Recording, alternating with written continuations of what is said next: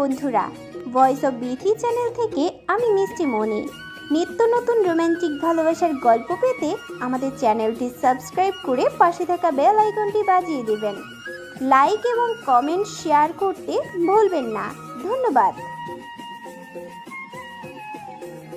মায়া হৃদের পিছন ঘুরঘুর করতে করতে এসে দাঁড়ালো হৃদের দরজার সামনে।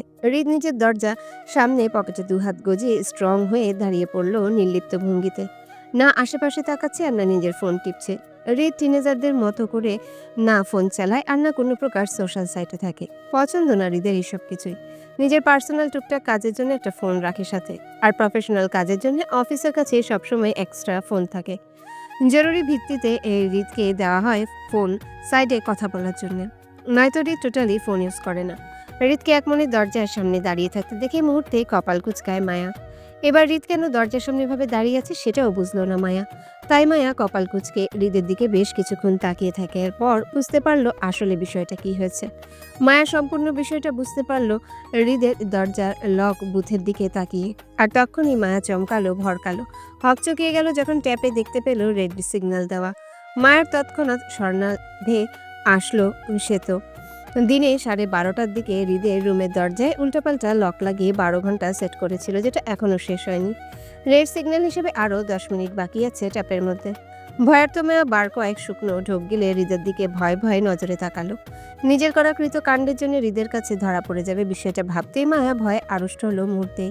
কিন্তু আবার পর মুহূর্তে এই ভেবে সাহস পেল যে মায়াকে লক লাগাতে তো হৃদ দেখেনি, তার মানে মায়া নিরাপদ। হৃদ তো আর জানে না আসলে লকটা কে লাগিয়েছে। আর যদিও হৃদ মায়াকে প্রশ্ন করে তাহলে মায়া সাফ সাফ মিথ্যা বলবে সে কিছুই জানে না, কে লক লাগিয়েছে। মায়া তো দেখেনি, ব্যাস এটা বলেই বেঁচে যাবে মায়া হৃদের হাত থেকে। কিন্তু হৃদ যেন মায়ের মনস্তাত্ত্বিক বিষয়টা বুঝলো, তাই সে মায়ের একদলা চিন্তাভাবনার সাথে যেন মায়াকে ছেড়ে দিল। হৃদ মায়াকে কোনো রকম প্রশ্ন করলো না, আর না ঘুরে মায়াকে দেখার চেষ্টা করলো। 10 মিনিট সময় নিয়ে হৃদ ছায় জায়গায় দাঁড়িয়ে থাকলো, কিন্তু ততক্ষণে যেন মায়ার পা ব্যথা শুরু হয়ে গেল। মায়া নিজের রুমে না গিয়ে হৃদের চারিপাশে ঘুরতে লাগলো। একবার ডান পাশে ঘুরে দাঁড়াচ্ছে, তো এবার বাম পাশে যাচ্ছে, আবার ঘাড় বাঁকিয়ে উঁচু করে একবার হৃদকে দেখছে, তো অন্যবার ট্যাপে তাকাচ্ছে। আর কতটা সময় আছে সেটা দেখার জন্য হৃদের দৃষ্টি আকর্ষণও করতে চাইছে মায়া, তাই একবার হৃদের সামনে যাচ্ছে তো একবার পাশে দাঁড়াচ্ছে। কিন্তু তাতেও হৃদের কোনো পরিবর্তন হলো না, সে অনড়ভাবে ঠায় জায়গায় দাঁড়িয়ে রইল। মা কেউ দেখলো না। হৃদ চাইলে ট্যাপে নিজের ফিঙ্গারপ্রিন্ট ব্যবহার করে অনেক আগেই নিজের রুমে ঢুকে যেতে পারত, কিন্তু সে তা করলো না, বরং সময় নিয়ে 10 মিনিট দাঁড়িয়ে থাকলো। এবং ট্যাপের নির্দিষ্ট সময় শেষ হতে হৃদ রয়ে শোয়ে ধীর স্থিরভাবে আস্তে আস্তে করে ট্যাপের মধ্যে পাসওয়ার্ড টাইপ করতে লাগলো মায়াকে দেখিয়ে দেখে। কোনোরকম তাড়াহুড়া করলো না, বরং মাত্রাতিরিক্ত ধীরস্থে ট্যাপে পাসওয়ার্ড দিল হৃদ। হয়তো মায়াকে হৃদের রুমের পাসওয়ার্ড শেখাতে চাচ্ছে তাই। মায়া যেন এটার অপেক্ষায় দাঁড়িয়েছিল এতক্ষণ যাবৎ, তাই হা হয়ে মনোযোগ সহকারে হৃদের দেওয়ার সম্পূর্ণ পাসওয়ার্ডটি ঢোক গিলল দাঁড়িয়ে দাঁড়িয়ে। মনে মনে বেশ কয়েকবার রপ্ত করলো হৃদের দেওয়া পাসওয়ার্ডটি। হৃদ রুমের দরজা খুলে ভিতরে ঢুকে গেল মায়া, বাহিরে দাঁড়িয়ে রইল ভয়ে।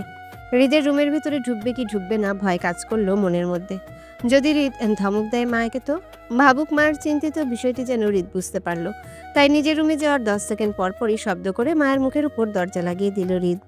এতে করে মায়া ঘোর অপমান বোধ করলো। হৃদের কাছে অপমানিত হওয়ার কষ্টে কান্না করেও বসলো। সেই কান্নায় টইটুম্বুর হয়ে নিজের রুমে গেল। বিছানায় উপর হয়ে শুয়ে কান্না করতে করতে শপথ করলো আজকের পর থেকে মায়া আর হৃদের সামনে যাবে না। যাবে না মানে যাবেই না। হৃদকে মায়ের মুখও দেখাবে না আর। তার এমন পাষণ্ড স্বামী চায় না। যে স্বামী তার বউকে 2 মাস পর দেখেও কথা বলে না, সে স্বামীর সাথে তার কিসের ভাব? কোনো ভাবটা হবে না মায়া। একদম হাত মুখ ধুয়ে মুছে পুনরায় সিঙ্গেল সেজে যাবে মায়া। কোনো রকম হৃদের দিকে তাকাবে না, একদমই না। এবার থেকে মায়াও মুড নিয়ে চলবে হৃদের সাথে।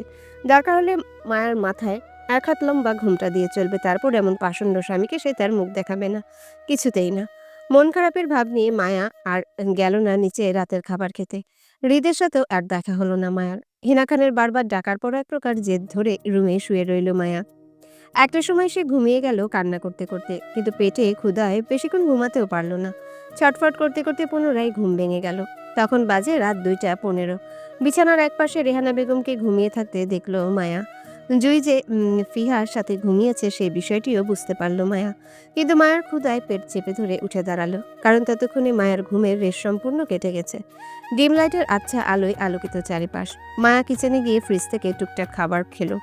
গরম না করে ঠান্ডা খাবার খেতে গিয়ে ভাবলো সে তো রাতে রাগ করেছিল হৃদের উপর। তাহলে মায়া খাবার কিভাবে খাবে? মায়া খাবার খেলে কি আর রাগ থাকবে হৃদের উপর? ভেঙে যাবে না? না, মায়া খাবার খাবে না, সে হৃদের উপর রাগ করে থাকবে। মায়া যখন খাবার না খেতে খেতে শুকনো কাঠি হয়ে যাবে তখনও সে হৃদের সাথে রাগ করেই থাকবে, একদমই পাত্তা দিবে না হৃদকে।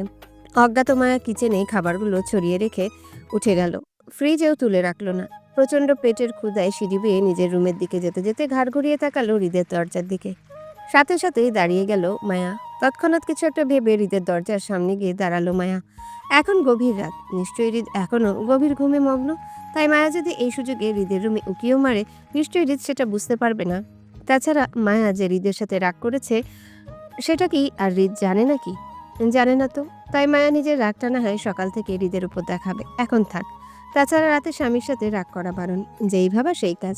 ফটফট করে ট্যাপে পাসওয়ার্ড দিয়ে হৃদের রুমে ঢুকলো মায়া। বেশ অন্ধকারময় রুমে দেখতে পেল হৃদ বেডের ডান পাশে একদম কিনারে এসে কাত হয়ে শুয়ে আছে। বিশাল বড় বেড সম্পূর্ণ খালি পড়ে আছে। হৃদ একটা হাত মাথার নিচে দিয়ে বালিশে শুয়ে আছে, গায়ের ব্ল্যাঙ্কেটটা পায়ের নিচে অবহেলিতভাবে পড়া। মায়া হৃদকে এক পলক দেখে নিয়ে আস্তে করে রুমের দরজা লাগিয়ে দিল। পেছনে ঘুরে আবছা আলোয় হৃদের রুমটি দেখার চেষ্টা করলো তীক্ষ্ণ দৃষ্টিতে। মায়া হৃদের রুমে আগে আরও একবার এসেছিল তাদের বিয়ের দিন রাতে, কিন্তু মায়া তখন হৃদের রুমটি দেখতে পারেনি অন্ধকার হওয়ায়। এখনও ঠিকঠাক মতো দেখতে পাচ্ছে না, শুধু বুঝতে পারছে রুমটি বিশাল বড়। মায়ের রুমে 3 গুণ হবে হৃদের রুমটি। মায়া গুটি গুটি পায়ে এগিয়ে আসলো রুমের ভিতর, ঘাড় ঘুরিয়ে হৃদের রুমের চারপাশটায় চোখ বুলালো। আবছা আলোয় দূরে সবকিছু তেমন একটা স্পষ্ট মায়ার চোখে না পড়লেও হৃদের মুখোমুখি সামনে থাকা 3 পার্টের ফ্রিজটা ঠিকই চোখে পড়ল। তৎক্ষণাৎ চোখ মুখ উজ্জ্বল হলো মায়ার। এক মুহূর্তের জন্য হৃদকে ভুলে গিয়ে পেটের ক্ষুদায় ফ্রিজ টেনে খুলল। একটা, দুইটা, তিনটা দরজায় টেনে খুলল মায়া ফ্রিজের। কিন্তু ফ্রিজের ঝলমলে আলোয় যখন দেখতে পেল ভিতরে শুধু ব্র্যান্ডের উইস্কি, বিয়ার, ঠান্ডার ক্যান, আইস, বরফ, ফ্রেশ পানি ছাড়া আর কিছুই নেই খাওয়ার জন্য। এতে করে যেন নাক সিটকালো মায়া। হতাশ হয়ে ফ্রিজের সামনেই বসে পড়ল। কি করবে ভেবে পেল না মায়া। অথচ তার স্বামী ফ্রিজেই তার জন্য কোনো খাবারই তুলে রাখলো না। কিরকম ছাইপাশ ঠাসা ফ্রিজে। মায়ার স্বামীর কোনো রকম মানবতা নেই, পাষণ্ড স্বামী তার। মায়া কাঁদো কাঁদো হয়ে ঘাড় ঘুরিয়ে তাকায় হৃদের ঘুমন্ত মুখের দিকে। হৃদ মায়ার দিকেই কাত হয়ে শুয়ে আছে। ফ্রিজের ঝলমলে আলোয় হৃদের মুখশ্রী স্পষ্ট আলোকিত হয়ে আছে। মায়া ভাবল হৃদ বেঘরে ঘুমাচ্ছে, কিন্তু হৃদ আদৌ ঘুমাচ্ছে কিনা আল্লাহ জানে। অতি সামান্য সূক্ষ্ম শব্দেও যে হৃদের ঘুম হয় না। সেখানে মায়া বিরতিহীনভাবে তার রুমে হাঁটাচলা করছে, হাতের চুড়ির ও পায়ের নুপুরেরও ঝনঝন তীব্র শব্দ করছে। সেই সাথে এখন আবার মায়া ফ্রিজ খুলে কাচের বোতলের ঢং ঢং শব্দ করছে, একটার সাথে অন্যটা বাড়ি খাইয়ে। তারপরেও হৃদের ঘুম ভাঙছে না, নিবিড়ভাবে ঘুমিয়েছে। সত্যিই কি তাই? মায়া হৃদের রুমে ইতিমধ্যে বোতলের শব্দে তুফান তুলে ফেলেছে, তারপরেও হৃদ নড়ছে না পর্যন্ত। এতে যেন মায়ার সাহস আরও বাড়ল। হৃদকে ঘুমে ভেবে ফ্রিজের সামনে পা ভাঁজ করে ফ্লোরে বসে বিয়ারের বোতল হাতে নিল খাওয়ার জন্যে। পেটের ক্ষুধায় টক টক টক করে পুরো বিয়ারের বোতল সাবার করে শব্দ করে ঢেকুর তুলল নেশায়। তৎক্ষণাৎ মাথা ঝিমঝিম করে ঢলতে ঢলতে এবার দুপা ছড়িয়ে বসলো ফ্লোরের ওপর মায়া। বেতাল মায়া আরও একটা বিয়ারের বোতল নিয়ে মাতাল হয়ে ঢকঢক করে পুরো অর্ধেকটা খেলো।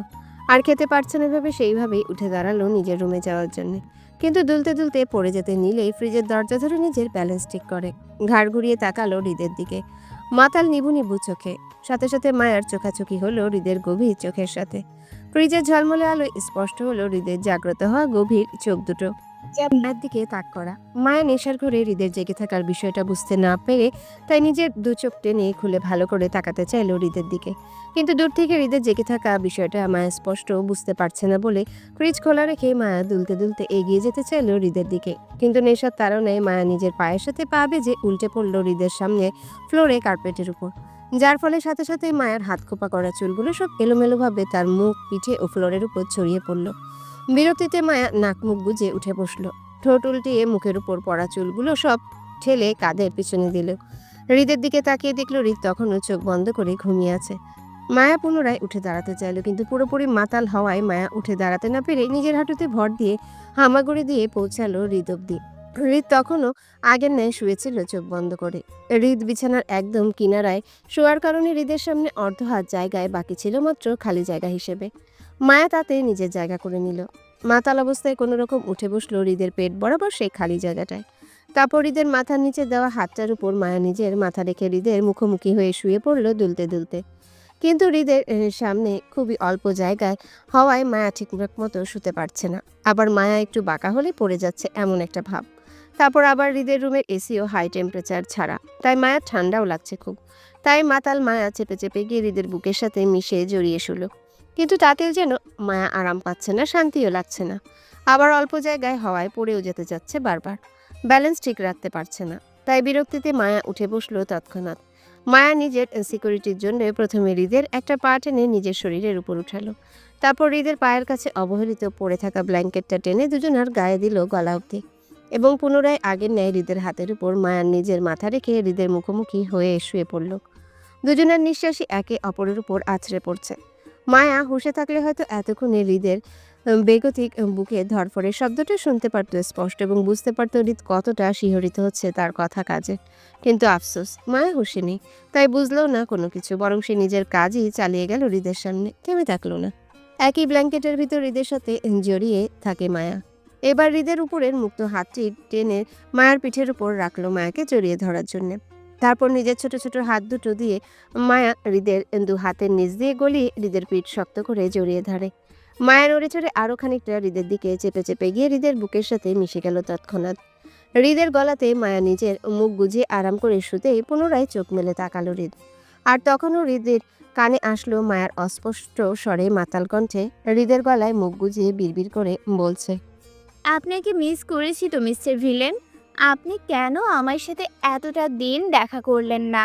আমাকে একটু ভালোবাসলে কি হয় আপনার? আপনি অনেক নিষ্ঠুর, পাষাণ মিস্টার ভিলেন। আমি ভালোবাসি তো আপনাকে। একটু ভালোবাসলে কি হয় আমাকে? এমন করেন কেন আপনি? আমাকে আমার কষ্ট হয় তো। মায়ার সম্পূর্ণ কথাই শুনল হৃদ, কিন্তু তারপরও শক্ত হয়ে পড়ে রইল জায়গায়। বুক কেঁপে কেঁপে উঠছে এবার তীব্র থেকে তীব্রভাবে, চোখের কার্নিশও লাল হয়ে উঠছে। নিঃশ্বাসের ঘনত্ব গাঢ় থেকে গাঢ় হলো হৃদের, সেই সাথে চোখের দৃষ্টিও বদলালো। খোলা ফ্রিজের স্বচ্ছ লাইটে স্পষ্ট হলো হৃদের গভীর দুটো চোখ। হৃদের চোখে মুখে বিন্দুমাত্র ঘুমের রেশ পর্যন্ত নেই। হৃদ কি আদৌ এক সেকেন্ডের জন্য ঘুমিয়েছিল এতক্ষণ যাবৎ ধরে? না, ঘুমায়নি হৃদ, জেগেই ছিল সারাক্ষণ ধরে। সে দেখেছে মায়ের ছটফট সবকিছুই, কিন্তু তারপরেও চুপ ছিল হৃদ। কিন্তু এখন আর কতক্ষণ চুপ থাকবে সে? হৃদের কি আর সাধ্য আছে চুপ থাকার? তার বউ কি তাকে শান্ত থাকতে দিচ্ছে? অশান্ত করছে না হৃদকে? ভীষণ তোলপাড় অশান্ত করছে হৃদকে। এই যে তার বউ আরাম খুঁজতে তার বুকে চলে আসলো এবং শান্ত মতন ঘুমিয়েও পড়লো, কিন্তু হৃদ, তার কি আদৌ ঘুম হবে এই বেয়াদব বউয়ের জ্বালায়? একে তো জ্বালাচ্ছে, আবার তাকে সাংঘাতিক কী সব কথা বলে দিল। উফ, তার এই বেয়াদব বউকে কিভাবে বুঝাবে সে কতটা বেহাল হচ্ছে তার এই সাংঘাতিক কথাবার্তায়? বউয়ের মুখের এমন জঘন্য বিচ্ছিরি ভালোবাসার কথাবার্তা সে নিতে পারছে না, অসহ্য লাগছে।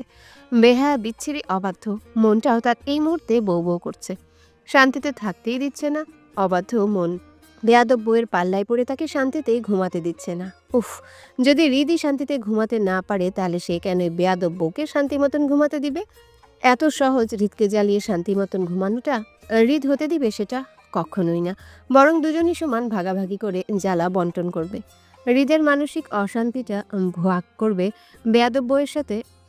হৃদের মানসিক অশান্তিটা ভাগ করবে বেয়াদব বউয়ের সাথে সে শারীরিক জ্বালা দিয়ে। হৃদের ভাবনার মাঝেই শুনতে পেল তার গলায় মায়ার নিঃশ্বাসের ঘনত্বটা। বুঝতে পারল মায়া গভীর ঘুমে ততক্ষণে তলিয়ে গেছে। মায়ার পিঠের উপর হৃদের হাতটা ধীরে নিচে নেমে গিয়ে মায়ার কোমর শক্ত করে চেপে ধরে নিজের আরও কাছে টেনে আনলো হৃদ। মায়ার শরীরের উপর হৃদের নিজের পাটা আরও জোরালোভাবে চেপে ধরে মায়াকে হৃদ সেই জায়গায় সেই অবস্থায় বিছানার সাথে চেপে ধরে সে উপরে উঠল মায়ার। ঝুঁকে পড়ল মায়ার মুখ বরাবর হৃদ। ঘুমন্ত মায়া এলো কেশবতী হয়ে আছে। মায়ার হাঁটু অব্দি চুলগুলো হৃদের বিছানা ছেড়ে ফ্লোরে লুটিয়ে পড়ে আছে অনেকটা। হৃদ সযত্নে মায়ের মুখে আছড়ে পড়া চুলগুলো কপাল ঠেকিয়ে কানের নিচে গুজে দিল, এবং ঠিক তার পর মুহূর্তে মায়ের বুকে জড়ানো ওড়নাটা হৃদ টেনে ফ্লোরে ফেলতে ফেলতে মায়ের গলায় মুখ গোজালো। মায়া যেন ঘুমন্ত অবস্থায় তৎক্ষণাৎ কেঁপে কেঁপে উঠল। হৃদের স্পর্শে শিহরিত হলো ঘুমের ঘোরে, কিন্তু মাতাল থাকায় ঘুম ভাঙল না। হৃদ মায়াকে শক্ত করে জড়িয়ে ধরে আরও কাছে টানল, এবং বাম হাতে রিমোট টিপে ইলেকট্রনিক ফ্রিজের পার্টও বন্ধ করলো। পুনরায় হৃদের রুম ছেড়ে গেল ঘোর ঘনত্বের অন্ধকার। তীব্র আলোয় ঘুমের মধ্যে বিরক্তিতে চোখ মুখ কুঁচকে এলো মায়ার। ঠোঁট বাঁকিয়ে বিড়বিড় করে পুনরায় বালিশে মুখ গুজালো সে। তারপরেও কাজ হলো না, কারণ ততক্ষণে ঘুমের রেশ অনেকটাই কেটে গেছে মাথার তীব্র চিনচিন ব্যথায়। তাই চোখ মুখ কুঁচকে বিরক্তিতে উঠে বসলো মায়া। ভারী মাথা চেপে ধরে রাখলো কিছুক্ষণ। ঘুমের তন্দ্রা তখনও পুরোপুরি কাটাতে না পেরে মায়া মত্ত হয়ে বসে রইল বেশ সময়। মস্তিষ্ক হঠাৎই জাগ্রত হয়ে মায়াকে জানান দিল এটা মায়ার রুম নয়। হতভম্ব মায়া হতবুদ্ধ হলো নিজেকে অন্যের রুমে আবিষ্কার করতে। কিন্তু ঠিক তার পর মুহূর্তে মনে পড়ল মায়া তো স্বেচ্ছায় হৃদের রুমে এসেছিল রাতে এবং ফ্রিজ খুলে ঠান্ডা কিছু খেয়েও ছিল। কিন্তু তারপর কি? আর কিছুই মনে পড়ল না মায়ার। তাই তৎক্ষণাৎ ঘাড় ঘুরিয়ে পাশে ফ্লোরের দিকে তাকালো। ফ্রিজ বন্ধ, কোথাও কোনো বোতল ছড়িয়ে পড়ে নেই, সবকিছুই গোছগাছ আছে। হতবুদ্ধ মায়া বুঝতে পারলো রাতে সে হৃদের রুমে ঘুমিয়েছিল, কিন্তু কেন? তাছাড়া হৃদের কথা মাথায় আসতেই ভয়ার্ত মায়া চমকে উঠে চারিপাশে তাকায়। হৃদকে আশেপাশে কোথাও দেখতে পেল না। শুধু মায়া একাই শুয়ে আছে হৃদের নরম তুলতুলে বিছানার উপর। মায়ের চুলগুলো সব ছাড়া, তবে গোছানো। গায়ের ব্ল্যাঙ্কেটটাও জড়ানো ছিল, কাপড়ও ঠিকঠাক আছে। শুধু বুকের ওড়নাটায় অবহেলিতভাবে ফ্লোরের উপর পড়ে আছে। তাছাড়া বাকি সবই ঠিক পেল মায়া নিজের সাথে। কিন্তু মায়া ঘুমালেও একদিনও নিজের কাপড় চোপড় ঠিক পেয়েছে কিনা সেটা নিয়েও ঘোর সন্দেহ তার। অথচ আজ মায়ের কাপড়গুলো কেমন একটা সভ্য হয়ে গেল না, একটুও এদিক সেদিক হলো না, ঠিকঠাক জায়গায় পেল। মায়া এক মুহূর্তের জন্য ভাবলো হয়তো তার সভ্য স্বামীর সাথে থেকে তার কাপড় সভ্য হয়ে গেছে। অসভ্যের কোনো কাণ্ডই নেই। মায়া মনে মনে এক দফা খুশিও হয়ে নিল, কিন্তু পর মুহূর্তে চুপসে গেল ওয়াশরুমের ঝনঝন পানির শব্দে। মায়া বুঝতে পারল হৃদ গোসল করছে ওয়াশরুমে। তাই মায়া দ্রুততার সঙ্গে হৃদের বিছানা থেকে নেমে দাঁড়ালো। ফ্লোর থেকে নিজের ওড়নাটা নিয়ে বুকে জড়াতে জড়াতে টনটন মাথা ব্যথায় তৎক্ষণাৎ দৌড়ে বেরিয়ে আসলো হৃদের রুম থেকে। কিন্তু সেখানেও মায়ের ভাগ্য সহায় হলো না। মুখোমুখি হয়ে গেল নিজের মায়ের সাথে। থমথমে খেয়ে গেল দুজনাই। তিনি মায়াকে হৃদের রুম থেকে বের হতে দেখে চমকে ওঠেন মুহূর্তে। মায়াকে বিধ্বস্ত অবস্থায় দেখে যেন তিনি খানিকটা বিচলিত হলেন, এই ভেবে যে মায়া সংসার শুরু করেছে, অথচ তিনি এই বিষয়টা বুঝতে পারেননি এতদিন। তাছাড়া হৃদ মায়ার মধ্যে যে সবকিছু স্বাভাবিক হলো সেটা কেন খানবাড়ির কেউ ওনাদের জানালো না এতদিন? আর মায়া বা কবে থেকে সংসার শুরু করেছে স্বামীর সাথে? বিচারিত রেহানা বেগম খানিকটা হাঁসফাঁস করলো মেয়ের সামনে এভাবে পড়ায়। চক্ষু লজ্জায় তিনি মায়াকে কিছু না বলে নিচে নেমে যান। মায়া রাতে যে ওনার সাথে ছিল না রুমে, সেটাও তিনি রাতেই বুঝতে পেরেছিল। তবে রেহানা বেগম প্রথমে ভেবেছিল হয়তো মায়া হেনা খানের কাছে গিয়ে ঘুমিয়েছে। কিন্তু এখন মায়াকে হৃদের রুম থেকে বের হতে দেখে স্পষ্ট হলো বিষয়টা। মায়া নিজের মায়ের হঠাৎ বিচলিত হওয়ার কারণটা ধরতে পারল না। তাই রেহানা বেগমের যাওয়ার দিকে ঠোঁট উল্টে কিছুক্ষণ তাকিয়ে থেকে নিজের রুমে গেল ফ্রেশ হতে। দাঁত ব্রাশ করে মুখ ধুয়ে গেল নিচে ডাইনিং টেবিলে নাস্তা করার জন্য। তখনও বাড়ির সবাই ডাইনিং টেবিলে উপস্থিত হয়নি। তবে হৃদ উপস্থিত ছিল অফিসের গেটআপে। মনোযোগ সহকারে নিজের নাস্তাও খাচ্ছে এক মনে, মায়ের দিকে তাকাচ্ছে না। পুরো ডাইনিং টেবিল খালি। হেনা খানের সাথে রেহানা বেগমও কিচেনে আছেন সার্ভেন্টদের সাথে। মায়া দৌড়ে গিয়ে হৃদের পাশে চেয়ারটায় টেনে বসল। রাতের করা নিজের শপথটাও ভুলে গেল। হৃদকে নিজের মুখ দেখাবে না, অথচ সে নিজেই উল্টো হৃদের দিকে ড্যাব ড্যাব করে তাকিয়ে থাকলো কিছুক্ষণ। কিন্তু হৃদ থেকে এবারও পাত্তা না পাওয়ায় পুনরায় মন খারাপ করলো। কষ্টে ভরাক্রান্ত মন নিয়ে মায়া নিজের প্লেট উল্টিয়ে তাতে পাউরুটির উপর চকলেট জেলি মাখিয়ে একটার পর একটা স্তূপ বানালো। সবশেষে উপর দিয়ে চিজও ঢেলে নিল। 5-5টা পাউরুটি একত্র করে মুখে তোলার আগেই রেহানা বেগমে সেটা কেড়ে নিল মায়ের থেকে। হৃদের সামনে বিব্রত গলায় মায়াকে বলল, যা গোসল করে আয় আগে। রেহানা বেগমের কথায় নাক মুখ কুচকায় মায়া। এত সকাল সকাল মায়ের মুখে বলা গোসল করার বিষয়টিও বুঝতে পারল না। তাই মায়া অনেকটা বিরক্তি কণ্ঠেই বলে উঠল, এত সকালে গোসল কেন করব আম্মু? আমি গোসল করি না। মায়ের পাল্টা প্রশ্নে খানিকটা বিভ্রান্তিকর পরিস্থিতিতে পড়ল রেহানা বেগম হৃদের সামনে। আর চোখে হৃদকে এক পলক দেখে নিয়ে খুবই হালকা গলায় চেপে বলল, বলছি না আগে যা গোসল করে আয়। রেহানা বেগমের কথার মানে এবারও মায়া বুঝতে সক্ষম হলো না। তাই অবুঝ গলায় নিজের মাকে বলে উঠল, পারবো না, আমার সকালে গোসল করতে বিরক্ত লাগে আম্মু, দুপুরে গোসল করব না। মায়া অবুঝতার কথাগুলো রেহানা বেগমের লজ্জার কারণ হয়ে দাঁড়াচ্ছে। স্বামীর সাথে থেকে বলছে ওনার মেয়ে ফরজ গোসল করবে না, সকালে গোসল করতে বিরক্ত লাগে, দুপুরে করবে, নাপাক অবস্থা এখন খাবার খাবে। বিষয়টা সত্যি লজ্জাজনক হলো হৃদের সামনে রেহানা বেগমের। সেই সাথে ভীষণ বিব্রত বোধ করলো। তাই রেহানা বেগম খানিকটা শক্ত গলায় মেয়েকে শাসিয়ে বলল, তোকে যেতে বলেছি আমি, গোসল করতে পারলে খাবি, নয়তো খাওয়া দাওয়া নেই তোর, যা ওর টেবিল থেকে। এবার অধৈর্যের মুখ খুলল মায়া। মায়ের হাত থেকে নিজের প্লেটটা টেনে নিতে নিতে বলল, সকালে গোসল করলে কি হবে আম্মু? রোজই তো দুপুরে গোসল করি আমি। আচ্ছা ঠিক আছে, এখন আমি আগে খাবারটা খেয়ে নেই, তারপর গোসল করবো না কেমন? মায়ের কাণ্ডে অসন্তুষ্টি প্রকাশ করল রেহানা বেগম চেহারায়। তিনি পুনরায় মায়ের প্লেট টেনে নিয়ে এবার সরাসরি বলে উঠল, আগে পাপ পবিত্র হয়ে আয়, তারপরে খাবার খাবি। নাপাক হয়ে খাবার খাওয়া পাপ। এবার তুই যা। আম্মু আমি পাক পবিত্রই তো। দেখো আমি ব্রাশ করে এসেছি। হ্যাঁ দেখছো আমি ব্রাশ করেছি যে। মায়ের বোকা কাণ্ডে তেতে উঠলেন রেহানা বেগম। তিনি শক্ত গলায় শাসালো মায়াকে। যাবি তুই? নাক মুখ কুচকে বিরক্তি নিয়ে উঠে দাঁড়ালো মায়া। অধৈর্য ভঙ্গিতে হনহন করে চলে গেল নিজের রুমে গোসল করতে। মায়া যেতে তিনিও লজ্জিত ভঙ্গিতে চলে যেতে নিলেন হৃদের সামনে থেকে। কিন্তু তার আগেই শুনতে পেল হৃদের গম্ভীর কণ্ঠস্বর। হৃদ রেহানা বেগমের উদ্দেশ্যে বলে ওঠে, রাতে আমার মাথা ব্যথা ছিল, তারপরে মেয়েকে রুমে রেখেছিলাম আমি। আমার খারাপ লাগে তো বেশ ছিল বিধায় আমার রুমে থাকতে হয়েছিল আপনার মেয়েকে। হৃদের ইঙ্গিত করা কথাগুলোর মানেটা বুঝতে পারল রেহানা বেগম। এতে যেন আরো বেশি লজ্জিত হলেন হৃদের সামনে। কি থেকে কি ভেবে তিনি মেয়ের সাথে আচরণ করছিলেন, বিষয়টা ভাবতেই লজ্জা পেলেন তিনি। লজ্জায় নাক মুখ গুজে তিনি হৃদকে ছোট করে উত্তরে বলে সাথে সাথে প্রস্থান করে কিচেনের দিকে। মায়া গোসল করতে গিয়ে নিজের শরীর জ্বলে উঠতেই চমকে ওঠে। শরীরে চিনচিন জ্বালাময় ব্যথাটা লক্ষ্য করে মায়া নিজের গায়ের ভেজা জামাটা টেনে খানিকটা নিচে নামাতেই চোখে পড়ল বুকের উপর গাঢ় লালচে রঙের কামড়ের দাগটা। মায়া চমকালো, ভরকালো, হকচকিয়ে গেল বুকের উপরে গভীর গাঢ় লালচে দাগ দেখে। হতবুদ্ধ মায়া বুঝতে পারল না এই গাঢ় কামড়ের দাগটা হুট করে তার গায়ে কোথা থেকে এলো। রাত অবধিও তো ঠিক ছিল। মায়ার শরীরের কোথাও কোনো দাগের চিহ্ন ছিল না, তাহলে এই দাগটা আসলো কোথা থেকে? ভাবুক মায়া কিছুটা চিন্তা করার পর মুহূর্তেই মায়ার মাথায় আসলো হয়তো কাল রাতে হৃদের রুমের ফ্রিজ থেকে ঠান্ডা চুরি করে খাওয়া তার এখন অ্যালার্জি হয়েছে। তাই মায়া চিন্তিত ভঙ্গিতে এমন অ্যালার্জির চিহ্ন আরও খুঁজলো নিজের শরীরে। সেই সাথে পেয়েও গেল মায়া। নিজের গলার ডান পাশের গাঢ় তিলটার উপরে পেল লালচে বর্ণের দাগ। সবাই শুধু হৃদ করেন, সেটা কেন? গল্পের একটা পার্টে যদি হৃদ না থাকে পাঠক মহল সবাই নারাজ হয়ে যান, অথচ হৃদ যে কি পরিমাণ ঘাট তেরামি করে সেটা কারো চোখে ধরা পড়ে না। আয়ন আর হৃদ দুজনাই ভালো মানুষ, সভ্য শান্তশিষ্ট পোলাপান, ঝামেলা কম করে, তেরামি তো জানেই না। তারপরেও পাঠকদের মধ্যে ভুলেও একদিনও দেখলাম না তাদেরকে কেউ মিস করতে, তাদের নাম নিয়ে বলতে, আপু আয়ন কই, আপু আরিফ কই। আজকের পার্টে তাদের পেলাম না কেন? অথচ একদিন একটা পার্টে হৃদকে না পেলে সবাই শুধু হৃদ কই করেন। এজন্যই বলি ভালো মানুষের দাম দুনিয়াতে আসলে নাই, কেউ দেয় না। কারণ এই গল্পের সবচেয়ে তেরা নিষ্ঠুর দয়ামায়াহীন মানুষটাই হলো হৃদ, অথচ তাকে ভালোবাসার জন্য মানুষের অভাব নেই। আর গল্পের যে আরও দুইটা সভ্য পোলা আছে সেদিকে কারোই লক্ষ্য নেই। মায়া গোসল করে ডাইনিং টেবিলে আসতে আসতে দেখল হৃদ ততক্ষণে অফিসে চলে গেছে নাস্তা করে। বাকিদের সবাইকে যথারীতি ডাইনিং টেবিলে উপস্থিত পেল মায়া। হৃদের চেয়ারটা শূন্য অবস্থায় খালি পেতে চোখ দুটো টইটুম্বর হলো জলে। মায়ের আদর্শ রক্ষার্থে গোসল করে আসলো সে, অথচ ফিরে এসে পাষাণ স্বামীকে পেল না। অবুঝ মায়া বুঝল না কেন হৃদ মায়াকে দেখেও দেখে না, কেন মায়ের সাথে কথা বলতে চাইছে না, আর কেনই বা তাকে এড়িয়ে চলছে। অক্ষত মায়া দুঃখী মনে গিয়ে বসলো নিজের চেয়ারে। পেটের খিদায় খাবার কাছে পেতে এক মুহূর্তের জন্য হৃদকেই ভুলে গেল, শুধু মনে রাখলো সামনে থাকা খাবারগুলোকে।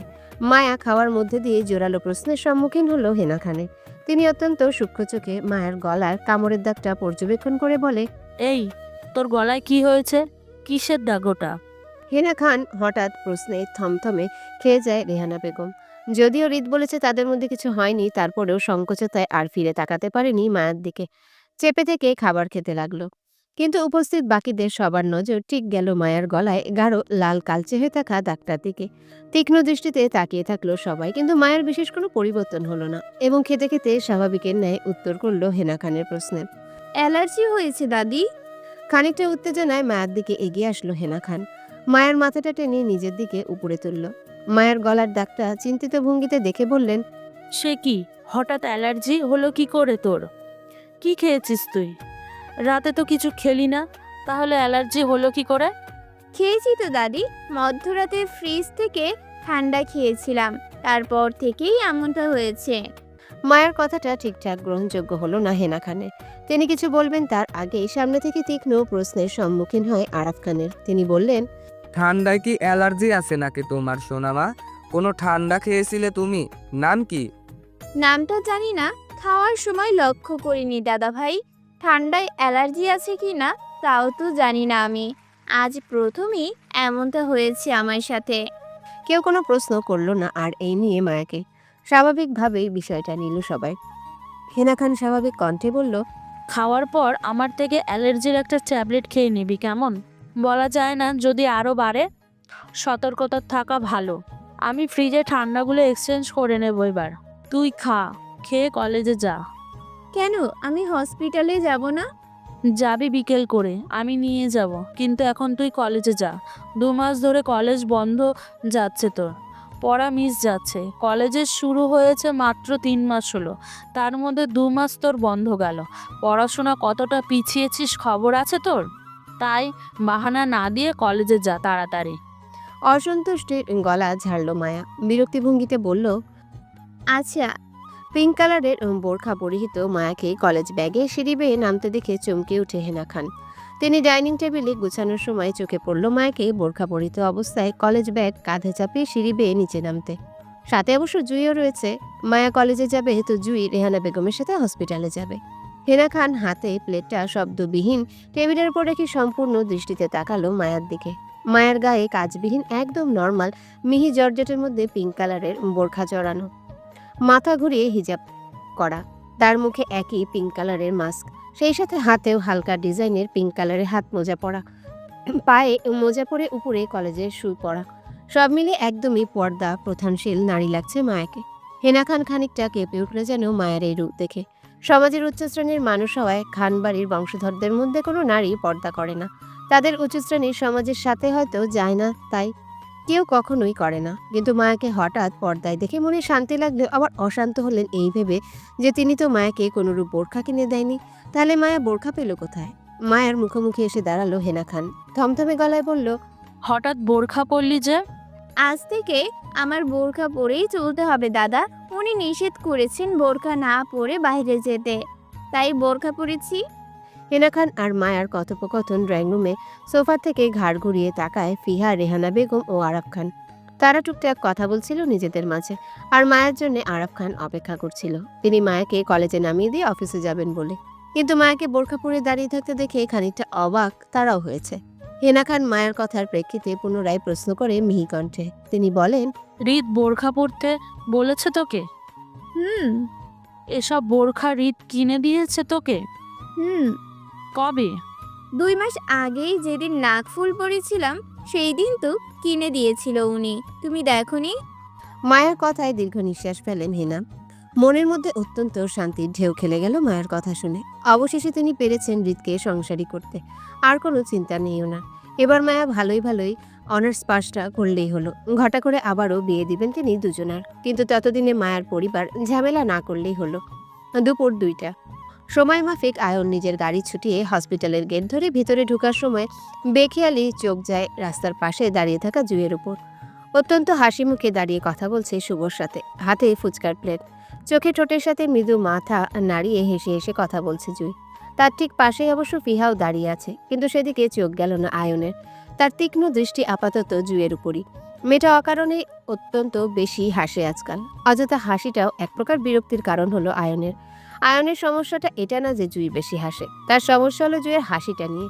জুইয়ের হাসিটা চিরপরিচিত তার, মায়ের হাসির মতন। তাই আয়নের সমস্যা হয় যখন জুই হাসে। না চাইতেও মনে করিয়ে দেয় মায়াকে, মনে করিয়ে দেয় তার বুকের তীব্র চাপা ব্যথাটাকে। আয়ন ভুলতে চায় মায়াকে, কারণ মায়া তাকে নয় হৃদকে ভালোবাসে। শুধু ভালোবাসে যে তা নয়, অসম্ভব পাগলামো রয়েছে মায়ার ভালোবাসাতে হৃদের জন্য, যেখানে আয়নের জায়গায় কোথাও নেই, হয়তো পাবেও না আর। আয়ন জুয়ের থেকে দৃষ্টি সরিয়ে সামনে তাকায়। থামিয়ে দেওয়া গাড়িটা পুনরায় চালিয়ে হসপিটালের পার্কিং এরিয়াতে চলে যায়। গাড়ি পার্ক করে হসপিটালের ভিতর যেতে গিয়ে হঠাৎ থেমে যায়। কিছু একটা ভেবে আয়ন ঘুরে যায় রাস্তার পাশে দাঁড়িয়ে থাকা জুইয়ের দিকে।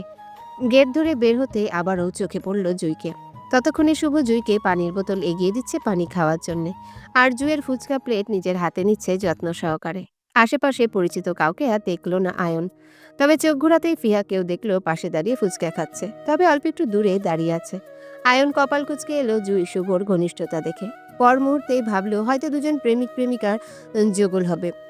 আয়ন আর ঘাটালো না সেই বিষয়ে, বরং এগিয়ে গেল তাদের সামনে।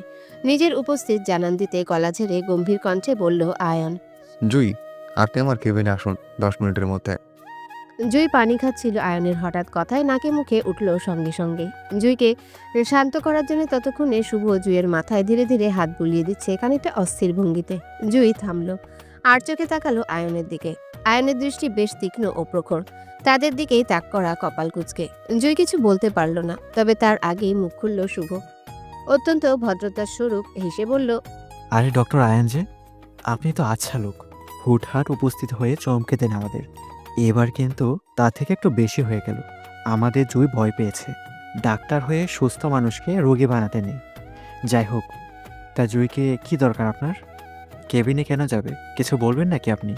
শুভর অতি ভদ্রতা টাইপ কথাগুলোই পছন্দ হলো না আয়নের। খানিকটা বিরক্তি বোধ করলো, তবে চেহারায় প্রকাশ করলো না সেটা। স্বাভাবিক থাকলো। বাম হাতের ঘড়িতে সময়টা দেখে নিয়ে পকেটে দুহাত গজিয়ে দাঁড়ালো। স্বাভাবিকের ন্যায় বলে উঠল, আপনার কৌতূহল বেশ, থাকাও ভালো। আর আপনাদের জুই মনে হয় জানে কেন ডেকেছি তাকে আমি। তারপরে যদি কৌতূহল মেটাতে চান তাহলে এই প্রশ্নটা আমাকে নয়, বরং আপনাদের জুইকে করুন। আশা করছি উনি আপনাকে উত্তরটা দেবেন মিস্টার শুভ। অনুরূপভাবে আমি একজন ডক্টর মানুষ। সুস্থ মানুষকে যদি রোগী বানানোর ক্ষমতা রাখি, তাহলে তাকে পুনরায় রোগী থেকে সুস্থ বানানোর ক্ষমতাও রাখছি আমি। তাই বলা যায় ডক্টর আমি, রোগীও আমার, সবই আমার। মাছ থেকে বাদ পড়লেন আপনি। আয়নের ঘুরপ্যাচ কথায় কপাল কুঁচকে আসে শুভর। আপাতত আয়নের লাস্ট কথার মানেটা বুঝতে পারছে না সে। বোঝার চেষ্টাও হয়তো করেনি। তবে শুভ পুনরায় কিছু বলবে তার আগে আবারও মুখ খুলল আয়ন। পিয়াকে উদ্দেশ্য করে বলল, তুই এখানে কেন? আয়নের কথায় থমথমে গলায় উত্তর করল ফিহা। জুয়ের সাথে এসেছে ভাই আঙ্কেলকে দেখতে, আর আম্মু বাসায় নেই। তাই কাল নানু বাড়ি ছিলাম আমি। আরও 2 দিন থাকবো নানু বাড়িতে, তারপর বাসায় যাব। দুপুরে খেয়েছিস তোরা? না, একটু পর খাবো। আরিফ না মানে আরিফ ভাইয়া খাবার আনতে গেছে রেস্টুরেন্ট থেকে। জুই ফুচকা খাবে বলে আমাদের এখানে দাঁড় করিয়ে গেছে তিনি। আয়ন পুনরায় চোখ তুলে তাকায় জুইয়ের ইতস্তত চেহারার দিকে। গম্ভীর মুখে আবারও নিজের বাম হাতের ঘড়িটা দেখে নিয়ে তাড়া দিল জুইকে সে। বলে উঠল, 10 মিনিট 10 মিনিট সময় আছে আপনার কাছে জুই। 10 মিনিটের মধ্যে আপনাকে আমার কেবিনে দেখতে চাই। কুই। কথাটা বলেই চলে যেতে নেয় আয়ন, কিন্তু পিছন থেকে জুইয়ের জড়তার ডাক শুনে থেমে যায় এবং কপাল কুঁচকে জুইয়ের দিকে তাকাতেই পুনরায় জুই ইতস্ততার সহিত বলে ওঠে, কেবিনে কেন? আমি কথা বলবো তাই, কারণ পার্সোনাল টু বি পার্সোনাল।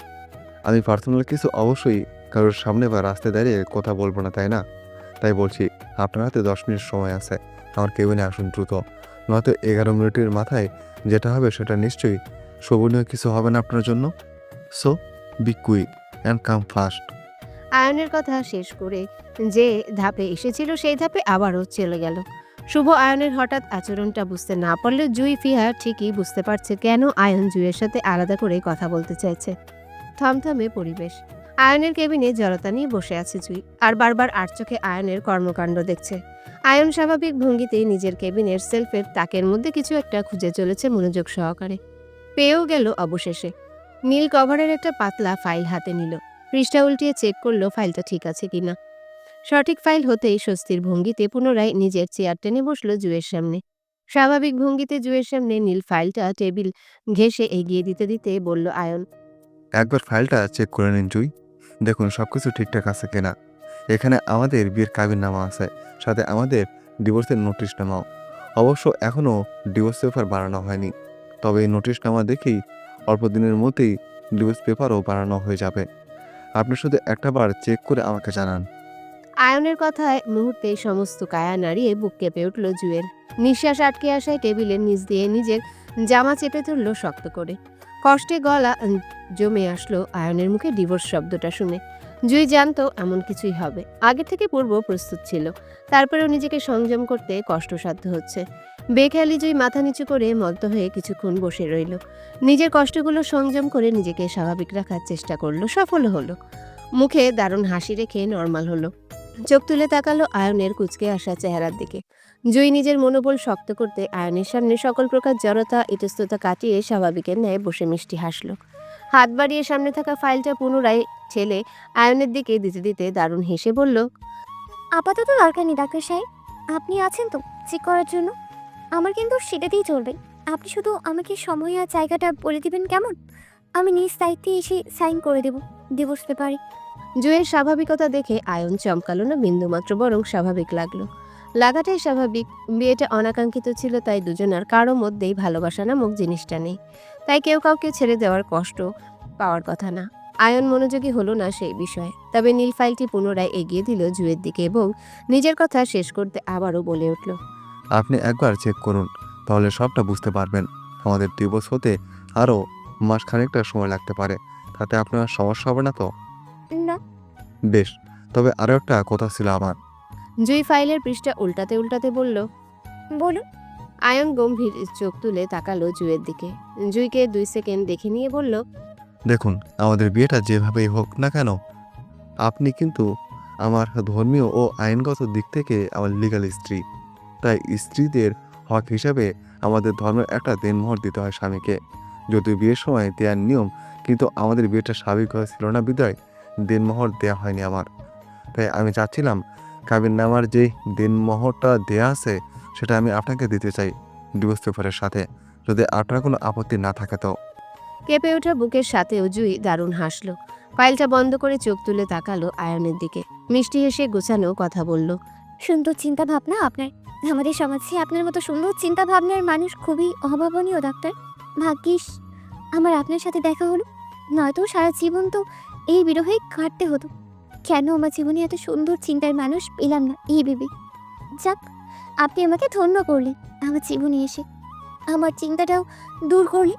আমি কৃতজ্ঞ এবং অত্যন্ত খুশি হলাম আপনার মতো একজন সুন্দর চিন্তার মানুষের সাথে পরিচিত হয়ে।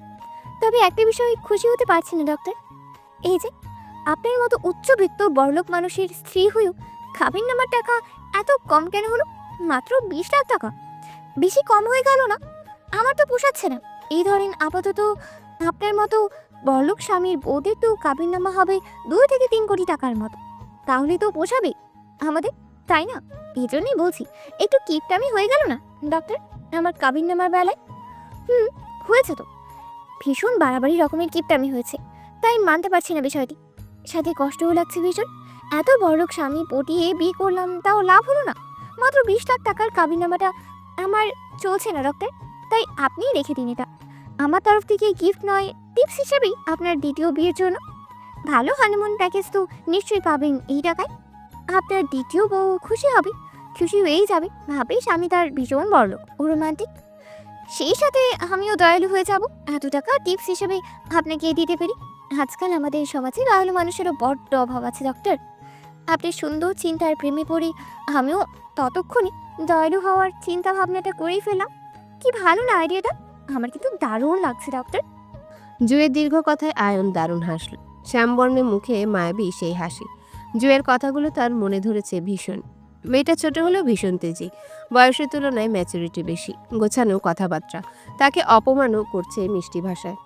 আয়ন হাত বাড়িয়ে জুয়ের সামনে থেকে ফাইল নিতে নিতে নিজ বাক্যে বলল, আপনার অপমান করার ধারণটাও ইউনিক, আই লাইক ইট। তবে আপাতত আপনাকে আমি দয়ালু হতে সাহায্য করতে পারছি না মনে হয় জুই। তার জন্য অ্যাডভান্স সরি। কারণ ওই যে বললেন আমি সুন্দর চিন্তা ভাবনার মানুষ, তাই আপনার সুন্দর কোথায় আটকে গেছি। এজন্য আপনার কথা রক্ষার্থে হলেও আমি আমার দায়িত্ব পালন করতে বিন্দুমাত্র পিছু পা হব না। আপনি না চাইলেও কাবিননামার প্রাপ্যটা আমি আদায় করবো জুই। I am Impress. সত্যি আপনার মতো সুন্দর চিন্তার মানুষ হয় না ডক্টর। যাই হোক, একটা গল্প শুনবেন? যদিও আপনার হাতে সময় নেই, কিন্তু কথা দিচ্ছি বেশি সময় নিব না, জাস্ট 10 মিনিট সময় নিব আপনার। কি দেওয়া যাবে আমাকে আপনার মূল্যবান 10 মিনিট সময়? প্লিজ ডক্টর, আজ অন্তত না বলবেন না। নরম মনটা ভেঙে যাবে আমার। আর আমার নরম মনটা ভেঙে গেলে কিন্তু আমি মাঝে মধ্যে একটু বেয়াদবি হয়ে যাই আর কি। আমি বেয়াদব হলে হয়তো ডক্টরের রোগী হওয়ার সম্ভাবনা আছে। তাই বলছি, ভেবে চিনতে নাটা কিন্তু করবেন ডক্টর, কারণ আমার আপনাকে গল্পটা শোনানোর মনোবলটা চেয়েও। জুয়ের হাসি মুখে ঠান্ডা হুমকিতে দৃষ্টি বদল হলো আয়নের। গাঢ় তীক্ষ্ণ দৃষ্টিতে তাকিয়ে থাকলো জুয়ের দিকে কিছুক্ষণ। মেয়েটাকে যতটা সহজ সরল ভেবেছিল আয়ন, আসলে ততটাও সহজ সরল নয় মেয়েটা, বরং তার চেয়ে বেশি শক্ত ধাঁচের। কথাবার্তা প্রচুর গোছানো এবং আত্মবিশ্বাস। সহজে কারো কথায় আসার মতো মেয়ে তো নয়। সামান্য একটা পিচ্চি মেয়ে হয়ে ঠান্ডা মাথায় আয়নকে হুমকি দিচ্ছে, তাহলে সেই মেয়ে অনায়াসে সাহসীও বটে। আয়ন গম্ভীর হলো কিছুটা, তবে জুইকে সম্মতি জানিয়ে বলল, ইন্টারেস্টিং, একটা পিচি মেয়ে আমাকে হুমকি দিচ্ছে, বিষয়টি আমার কাছে দারুণ কৌতূহল দৃষ্টি কারণ মিসেস জুই। তাই আপনার গল্পটি তো শুনতে হচ্ছে এবার। আপনি বলুন, আমি শুনবো। আয়নের কথায় হালকা হাসলো জুই এবং ঠান্ডা মেজাজে বলতে শুরু করলো। মায়ের বাবা? আমার বাবা। মায়ের থেকে আমার অধিকার বেশি মায়ের পরিবারের উপর, কারণ নামমাত্র মায়ের পরিবার, কিন্তু আমার অধিকার বোধ মায়ের থেকেও বেশি, কারণ মায়াকে ওনারা নিজেদের থেকে দূরে রাখছে, কিন্তু আমাকে মোটেও নিজেদের থেকে দূরে সরিয়ে রাখার চেষ্টা করে না, বরং বুকে আঁকড়ে রাখি, যত্ন করে, প্রচুর ভালোবাসে, চোখে হারায়। মায়ের বিষয়ে কম্প্রোমাইজ করলেও আমার বিষয়ে নো কম্প্রোমাইজ। তাহলে বলো, মায়ের পরিবার কিভাবে হলো? পরিবার তো আমার হলো, তাই না? আয়ন চমকানোর ভঙ্গিতে বলল তৎক্ষণাৎ। মানে আপনার বাবা মায়ের বাবা, মায়ের পরিবার, কিছুই বুঝতে পারছে না, একটু ক্লিয়ার করে বলুন জুই। আবারও হাসলো জুই ফুরফুরে মেজাজে পুনরায় বলল। আপনি কিন্তু আমাকে বলতে দিচ্ছেন না ডাক্তার, মতে প্রশ্ন করে আটকে দিচ্ছেন। আচ্ছা সরি, প্রশ্ন করব না, আপনি বলুন প্লিজ। আমাকে 4 মাসের গর্ভে রেখে আমার আব্বু মারা যায়।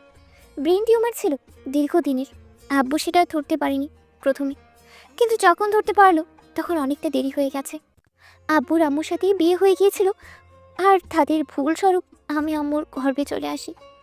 আম্মু আব্বু প্রেমের বিয়ে ছিল, ওনাদের 1 বছরের সংসারে ফল আমি। আব্বুর রোগ ধরা পড়ে তখন, আমি 2 মাসের গর্ভে। এর আগেই রোগের সমস্যা দেখা দিল, আব্বু সেটা গায়েই মাখতো না, এড়িয়ে চলতো, যার ফল স্বরূপ রোগ ধরা পড়া 2 মাসের মাথায় মারা যান উনি। মা ভেঙে পড়েন। নানু বাড়ির মানুষজন আম্মুকে পরামর্শ দিলেন আমাকে অ্যাবর্শন করিয়ে মেরে ফেলতে। আম্মু সুন্দর জীবন আছে ভবিষ্যতে, আমাকে জন্ম দিলে সেটা নষ্ট হতে পারে। তাছাড়া আব্বু বেঁচে নেই, আর একা একা জীবন পার হয় না, হ্যান ত্যান বলে ওনাকে রাজি করে। আম্মু সঠিক সিদ্ধান্তহীনতায় ভুগছিলেন, পাশাপাশি আব্বুকে হারানোর শোকে ছিলেন। তাই একটা সময় উনিও রাজি হয়ে যান এবং সিদ্ধান্ত নেন আমাকে মেরে ফেলার। আমি তখন 5 মাসের গর্ভে, কিন্তু সেদিন আমাকে বাঁচাতে ঢাল হয়ে দাঁড়িয়েছিলেন আমার বাবার আদর্শ বড় ভাই শফিকুল ইসলাম। বাঁচিয়ে নিলেন সেদিন, তবে তার জন্য ওনাকে জরিমানা স্বরূপ বড় একটা অঙ্ক চুকাতে হয়। আমার বাবার নামে সকল সম্পত্তি আমার মায়ের নামে লিখে দেয় নানু বাড়ির মানুষদের কথায়। শর্ত অনুযায়ী ওনারা আমাকে তখনই বাঁচাবে যখন শফিকুল ইসলাম তার ভাইয়ের সম্পত্তির ভাগ লিখে দেবেন আমার মায়ের নামে। শর্ত অনুযায়ী সব হলো, মা সম্পত্তি পেল, আমাকে জন্ম দিল, 7 মাস দুধ খাইয়ে ছিঁড়ে চলে গেল। নানু বাড়ির মানুষজন নিয়ে গেছিল, তারপর ওনাকে অন্য জায়গায় বিয়ে দেন। আমার বাবা ছিল 2 ভাই, শফিকুল ইসলাম আর আসাদুল ইসলাম। শফিকুল ইসলাম মানে মায়ের বাবা, পরিবারের বড় আদর্শ ছেলে ছিলেন তিনি। দায়িত্বদায় ছিল প্রচণ্ড নীতিবান। আমার বাবার সাথে মায়ের বাবার বয়সে 15 বছর গ্যাপ ছিল। দাদির প্রথম সন্তান হওয়ার পর দ্বিতীয় সন্তান হতেই সমস্যা ছিল বিধায় আমার বাবার জন্মটা বেশিই দেরিতে হয়। যাই হোক, মূল কথায় আসি। আমার দায়িত্ব নিল শফিকুল ইসলাম ও তার স্ত্রী রেহানা বেগম। মায়া তখন 3 বা 4 দিনের শিশু ছিল, আমি ছিলাম 7 মাসের শিশু। সেদিন থেকেই শিশু মায়ের সাথে সাথে আমাকেও প্রতিনিয়ত নিজের দুধ পান করাতেন রেহানা বেগম। সবাইকে বলতো আমি ওনাদের নিজের মেয়ে। মায়া আমার যমজ বোন, সবাই বিশ্বাসও করতো, কারণ মায়ার সাথে আমার বেশ কিছু বিষয় মিল রয়েছে। তাই মায়া আমার চাচাতো বোনের সাথে সাথে দুধ বোনও হয়। মায়ার মা বাবা আমার দুধ মাতা পিতা। মায়ের থেকেও সব কিছুতে আমার প্রাধান্য বেশি থাকে সব সময়ই ওই পরিবারে। জন্ম দিলেই যে বাবা মা হওয়া যায় সেটা না, বরং জন্ম ছাড়াও আদর্শ বাবা মা হওয়া যায়, সেটা প্রতিনিয়ত প্রমাণ করেছে আমার পরিবার। জীবনে কখনো কোনো পরিস্থিতিতে আমার বিন্দুমাত্র মনে হয়নি আমার জন্মদাতা পিতামাতা নেই বা আমি এতিম, বরং সব থেকে জোর খাটিয়ে উঁচু গলায় চলেছি। আমাদের বাবা মা সেই শিক্ষা দিয়েছে। তাছাড়া বাবা মা, আরিফ ভাই, মুক্তা আপু, তারা সব সময় আমার আর মায়ের জন্য সেম জিনিস দুটো করে কিনত। কাপড়, জুতা, কসমেটিক্স, তেল, শ্যাম্পু, এভরিথিং দুটো একই জিনিস কিনে দেওয়ার হতো আমাদের জন্য, যাতে বনে বনে ঝগড়া না হয়, ভালোবাসা বজায় থাকে। সাথে এটাও বলা হতো আমাদের মিলেমিশে একে অপরের জিনিস ব্যবহার করতে হবে, বোন বোনকে ভালোবাসতে হবে, অযত্ন করা যাবে না। আমরাও সেই মোতাবেক চলে এসেছি। ভালোবেসে 2 বোন গলাগলি করে বড় হয়েছি। আমি 7 মাসের বড় হয়েও আমাকে আর মায়াকে একই ক্লাসে ভর্তি করানো হয়। আমাদের সকল পড়াশোনা একসাথেই চলছিল, কিন্তু হুট করে একদিন গিয়ে হাজির হয় খান বাড়ির লোকজন। সে রাতে কী হয়েছিল জানেনি আমার, তবে আমাদের পরিবারের ঘোর অন্ধকার নেমে আসে মায়াকে ছাড়া। আমি আর মায়া তখন 9ম শ্রেণীতে পড়ি। তার মধ্যে একদিন হুট করেই মায়াকে নিয়ে যান খানবাড়ির লোকজন। আমি একা হয়ে গেলাম। মায়ার শূন্যতা শুধু আমাকেই একা কষ্ট দিয়েছিল তা না, বরং পুরো পরিবারই কষ্ট পাচ্ছিল। আরিফ ভাইয়া সে রাতে আব্বুর সাথে ঝগড়া করে চট্টগ্রাম চলে যায়, আর আপুও চলে যায় শ্বশুর বাড়িতে। আব্বু নিঃসঙ্গ একা আমাকে বুকও জড়িয়ে কান্না করেছিল, কেঁদেছিল সেদিন অনেক। সেদিন প্রথম আমার আদর্শ বাবাকে কাঁদতে দেখেছিলাম আমি। তাই সেদিন আমি আর কষ্ট পাইনি মায়ের জন্য, বরং আমার বাবা মাকেই কীভাবে সামনে রাখবো এই কষ্ট পাওয়া থেকে সেটাই মাথায় চলছিল। তাই মায়ের ভাগে দুষ্টুমিটাও আমি করতে শুরু করলাম তাদের সাথে। জ্বালাতন বেশি করে করি, গলায় গলায় চলতাম বাবা মায়ের সাথে। আমার পাগলামিতেই আব্বু আম্মুর খানিকটা কষ্ট কমলো, তারা স্বাভাবিক হলো। কিন্তু ততদিনে আমি আরও বেশি করে বাবা পাগল মেয়ে হয়ে গেলাম। আমার দুনিয়ার সব কিছু ছাড়া চলবে, কিন্তু আমার আব্বুকে ছাড়া মোটেও চলবে না। একটা জেদ কাজ করতো আমার আব্বু মানে আমার আব্বু। যদি কেউ তাকে কষ্ট দিতে চায় তাহলে তাকে আঘাত করতেও আমি দ্বিধাবোধ করবো না, এমনটা মনে হতো। আমি ছোটো থেকেই অত্যন্ত সাহসী একটা মেয়ে, মানুষকে ভয় খুব কমই পেতাম, প্রতিবাদী বেশি ছিলাম। অন্যায়টা আমার সহ্য হতো না। কিন্তু মায়া আমার ঠিক বিপরীতে ছিল, প্রচুর ভয় পেত মানুষকে। কেউ আঘাত করলে প্রতিবাদ করতে জানতো না, দাঁড়িয়ে চুপচাপ কান্না করতো, আবার কারোর কাছে নালিশও করতো না। চাপা স্বভাবের ছিল, তাই নীরবেই সহ্য করে নিত। কিন্তু আমি সহ্য করতাম না। ছোটবেলায় যখন কেউ মায়াকে মারতো বা আঘাত করতো, তখন আমিও তাদের উল্টো আঘাত করতাম। ততটাই আঘাত করতাম যতটা তারা মায়াকে আঘাত করতো। সতী বোধে বিশ্বাসী ছিলাম, তাই ছেড়ে দিতাম না কাউকে। তবে মায়ের শত্রুর কম ছিল না, কারণ মায়ের আদৌ চঞ্চল স্বভাবের জন্য সবাই ওকে পছন্দ করতো। আর যারা ক্লাসে ওকে অপছন্দ করতো তারা কেউ আমার ভয়ে মায়াকে সামনে থেকে কিছু করতে পারতো না, পিছনে করতো। তাই আমিও মায়াকে সবসময় আমার সাথে নিয়ে চলতাম। মায়া ছুটি থেকে পর নির্ভরশীল ছিল, এখনও আছে। তাই সবাই মায়াকে নিয়ে বেশি চিন্তা করতো, আমিও করতাম। তবে মায়ের সাথে আমার যে দিকটা বেশি গভীরভাবে মিল খায় সেটা হলো আমাদের দুজনের প্রখর আত্মসম্মানবোধ। মায়ার চাপা আত্মসম্মানবোধটা একটু বেশি, হয়তো সব ক্ষেত্রে মায়া সেটা প্রকাশ করে না, দেখায়ও না। রাগ কম করে, হাসি খুশি থাকার চেষ্টা করে সব বলে। কিন্তু কথায় আছে না, ভীতু মেয়েদের আত্মসম্মানবোধ বেশি হয়, তারা রাখলে সহজে শান্ত করা যায় না।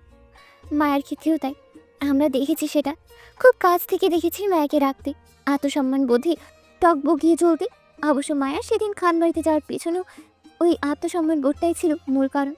মায়া আর বাবার মধ্যেই সেদিন কিছু একটা হয়েছিল যেটা মায়ার আত্মসম্মান বোধে লাগে। তাই মায়া জেদ ধরেই সেদিন খানবাড়িতে যাওয়ার সিদ্ধান্ত নেয়। আপনি ভালো করে লক্ষ্য করলে দেখবেন মায়া তার বাবার সম্পর্কের মধ্যে সামান্য গ্যাপ আছে, যেটা মায়া তৈরি করে রেখেছে। মূলত সেই দিনের ঘটনাকে কেন্দ্র করেই এই গ্যাপটা তৈরি করেছে মায়া। তবে যেদিন পুনরায় মায়া নিজের আত্মসম্মানের তাগিদে কিছু করবে সেদিন হয়তো দুনিয়া ছাড়বে, তবু নিজের আত্মসম্মান বোধটা ছাড়বে না মায়া, এতটা নিশ্চিত আমি। সেই ক্ষেত্রে আমিও মায়ার অবস্থানেই আছি ডক্টর। তবে পার্থক্য এটাই, এই দুনিয়াতেই দুনিয়া ছাড়ার কোনো কারণ দেখছি না আমি। দরকার হলে কাউকে মেরে দেব, তারপরও আমি মরবো না। তবে আপনাকে যে ছেড়ে দেব তাও না ডক্টর। আমাদের বাবা শফিকুল ইসলাম একজন আদর্শ স্কুল টিচার মানুষ। তিনি হাজার হাজার ছাত্রছাত্রী করার দায়িত্ব নিয়েছেন। সেখানে আপনার কী মনে হয় উনি ওনার নিজের সন্তানদের আদর্শ মানুষ হওয়ার নীতিমালা শিক্ষা দেননি? শিখাবেন না কীভাবে নিজেদের আত্মসম্মান বোধ টিকিয়ে রাখতে হয় এই দুনিয়াতে বাঁচতে হলে? অবশ্যই তিনি শিক্ষা দিয়েছেন ওনার ছেলেমেয়েদের, আদর্শ হওয়ার শিক্ষা দিয়েছেন আমাদের। তিনি সব সময় বলেন, নিজেরটা ছাড়ো না আর অন্যটার দিকে তাকিয়েও না, নিজের আত্মসম্মান ছোট করে এমন সব কিছু মোকাবেলা করো এবং সামনে এগিয়ে যাও, চুপ থেকো না, নয়তো সামনের মানুষটা তোমাকে দুর্বল ভেবে আরও আঘাত করতে পারে। তাই কাউকে আঘাত করতে দেওয়ার সুযোগ করে দেওয়া যাবে না। চুপ থাকা মানে অন্যায়কে মেনে নাও, অন্যায় মানা যাবে না, বরং প্রতিবাদ করতে হবে। বাবার কথা মেনে বড় হয়েছে, তাই প্রয়োজনের তাগিদে কিন্তু আমিও রূপ বদলাতে পারি ডক্টর সাহেব। হালকাভাবে আমাকে নেবেন না, কারণ আদর্শ বাবার জেদি মেয়ে আমি। তাই শুধু শুধু আমার আত্মসম্মান বোধটা নিয়ে টানটানি না করে নিজের খেয়াল রাখুন ডক্টর। বিয়ে করুন, শাদি করুন, আমার কাবিননামার 20 লাখ টাকাটা দিয়ে ভালো প্যাকেজে হানিমুন করুন, ঝামেলা মুক্ত হন, আমাকেও ঝামেলাবিহীন রাখুন। আশা করছি আমি আমার আত্মসম্মান বোধের প্রখরতা আপনাকে বোঝাতে পেরেছি ডক্টর সাহেব। তাহলে আজ উঠি ডক্টর, ভালো থাকবেন কেমন? উঠলাম তবে। জুই নিজের দীর্ঘ কাহিনী শেষ করে উঠে দাঁড়ালো। ফাইলটা আয়নের দিকে ঠেলে দিতেই টনক নড়ল আয়নের। জুইয়ের দীর্ঘ কাহিনীতে ডুবে বসেছিল আয়ন, কারণ আয়নের জানা ছিল না জুই এতিম। মায়া জুইয়ের আপন বোন নয়। সে ভাবতো হয়তো মায়া আর জুই যমজ বোন হয়। আয়নের বুকের কোথাও একটা লাগলো জুইয়ের কথাগুলো। চোখ আউড়িয়ে তাকালেও জুইয়ের দিকে আয়ান। ততক্ষণে জুই আয়নের টেবিল ছেড়ে উঠে দাঁড়ায় যাওয়ার প্রস্তুতি নিয়ে, কিন্তু আবারও থামতে হয় তাকে আয়নের জোড়া প্রশ্নে। আপনার মার সাথে আপনার যোগাযোগ নেই এখন? আয়নের প্রশ্নে থেমে যায় জুই। ঘাড় ঘুরিয়ে আয়নের দিকে তাকিয়ে স্বাভাবিক কণ্ঠে বলল, হুম, ছোটবেলায় তিনি যোগাযোগের প্রয়োজন বোধ মনে করেনি, আর বড় হয়ে আমি প্রয়োজন বোধ মনে করছি না। আমার বাবাই আমার সব, আমার পুরো দুনিয়া, আর আমি সেই দুনিয়া নিয়েই সুখে আছি। তাহলে আর কি চাই আমার? তাহলে আপনার বাবাকে আমাদের বিয়েটা সম্পর্কে জানাবেন না? হুম, আপাতত জানাবো না।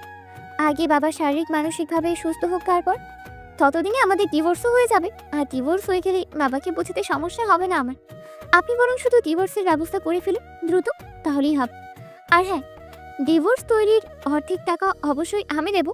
যেহেতু প্রয়োজনটা দুজনেই, তাই একা দায়িত্বটা আপনি কেন নেবেন? আমি আমার দিকটা দেখব। ডিভোর্স তৈরি হলে আমাকে জানাবেন, আমি আসবো। এবার আসি তাহলে ডাক্তার, অনেক কথা হলো, ভুল ত্রুটি মার্জিত করবেন। আসি। জুই সামনের দিকে ঘুরতেই পেছন থেকে ডেকে উঠল আয়ন। অত্যন্ত স্বাভাবিক ভঙ্গিতে চেয়ার হেলিয়ে পড়তে পড়তে বলল, আদর্শ বাবা যে তিনি মনে হয় আমাকে এসব কথাগুলো বলাটা তার ঠিক হয়নি। মানে? কিছু না মিসেস চৌধুরী, আপনি যান। মিসেস চৌধুরী? নামটা আপনার সাথে যাচ্ছে অনেক, তাই ডাকলাম আর কি। আপনি যান, আমি রোগী দেখবো এখন।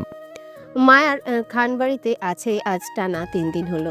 এর মধ্যে সবকিছু ঠিকঠাক থাকলেও ঠিক করতে পারছে না হৃদের সাথে নিজের সম্পর্কটাকে। হৃদ যেন আগের থেকে আরো বেশি মায়ের সাথে রাগী উগ্র ব্যবহার করছে। মায়াকে নিজের আশেপাশে ভিড়তে দিচ্ছে না। মায়া যেচে হৃদের আশেপাশে গেলেও হৃদ শুধু ধমক আর মেজাজ দেখিয়ে চোখ রাঙায় মায়াকে।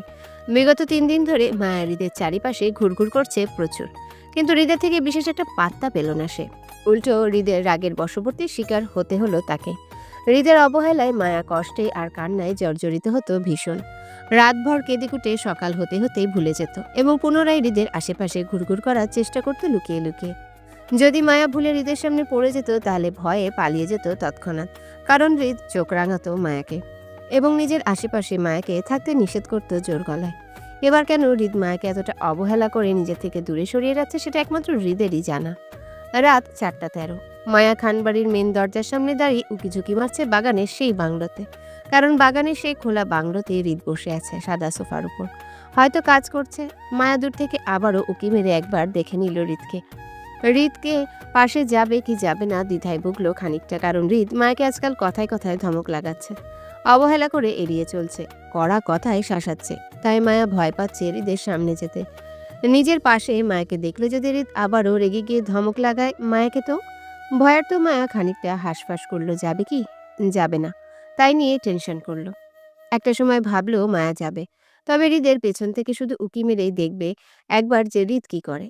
কথা বলবে না, সামনেও যাবে না, দূর থেকে দেখে চলে আসবে মায়া। ভাবনা অনুযায়ী মায়া গুটি পায়ে গিয়ে হাজির হলো হৃদের পিছন। তখনও হৃদ সোফায় বসে মনোযোগ সহকারে নিজের কিছু ফাইল ঘাঁটছিল, গায়ে অফিসের গেট আপ জড়ানো। পাশেই অবহেলিতভাবে হৃদের কোট আর টাই পড়ে আছে। এক হাতে ধোয়া উড়ানো কফির মগ ধরা, তো অন্য হাতটা নিজের উরুর উপর রাখা ফাইলের মধ্যে। হৃদ হালকা সামনের দিকে বুঝে মনোযোগ সহকারে ফাইলটা পর্যবেক্ষণ করছে। হৃদের কুচকানোর স্থির দৃষ্টি বলে দিচ্ছে এই মুহূর্তে সে কতটা মনোযোগী সেই ফাইলের মধ্যে। মায়া ধীর পায়ে আরও এগিয়ে আসলো, হৃদের বরাবর ঠিক সোফার পিছনে দাঁড়ালো গুটিয়ে মেরে। পেছনের থেকে হালকা উকিঝুঁকি মেরে দেখলো হৃদ কি করছে, কিন্তু বিশেষ একটা লাভ হলো না তাতে মায়ের, কারণ হৃদ সামনের দিকে ঝুঁকে বসে ফাইল দেখায়। মায়া শুধু হৃদের পিঠ আর মাথার পেছনটায় দেখলো। কৌতূহলী মায়া আরও এগিয়ে আসলো হৃদের দিকে। সোফার উপর নিজের 2 হাতের ভর রেখে উকি মারল হৃদের পেছন দিকে, কিন্তু নিজের অসাবধানতার কারণে মায়া নিজের হাতের ব্যালেন্স হারিয়ে পড়ল হৃদের ঘাড়ের উপর উল্টে। আকস্মিক ঘটনায় হৃদের নিজেরও ব্যালেন্স ছুটে যায়।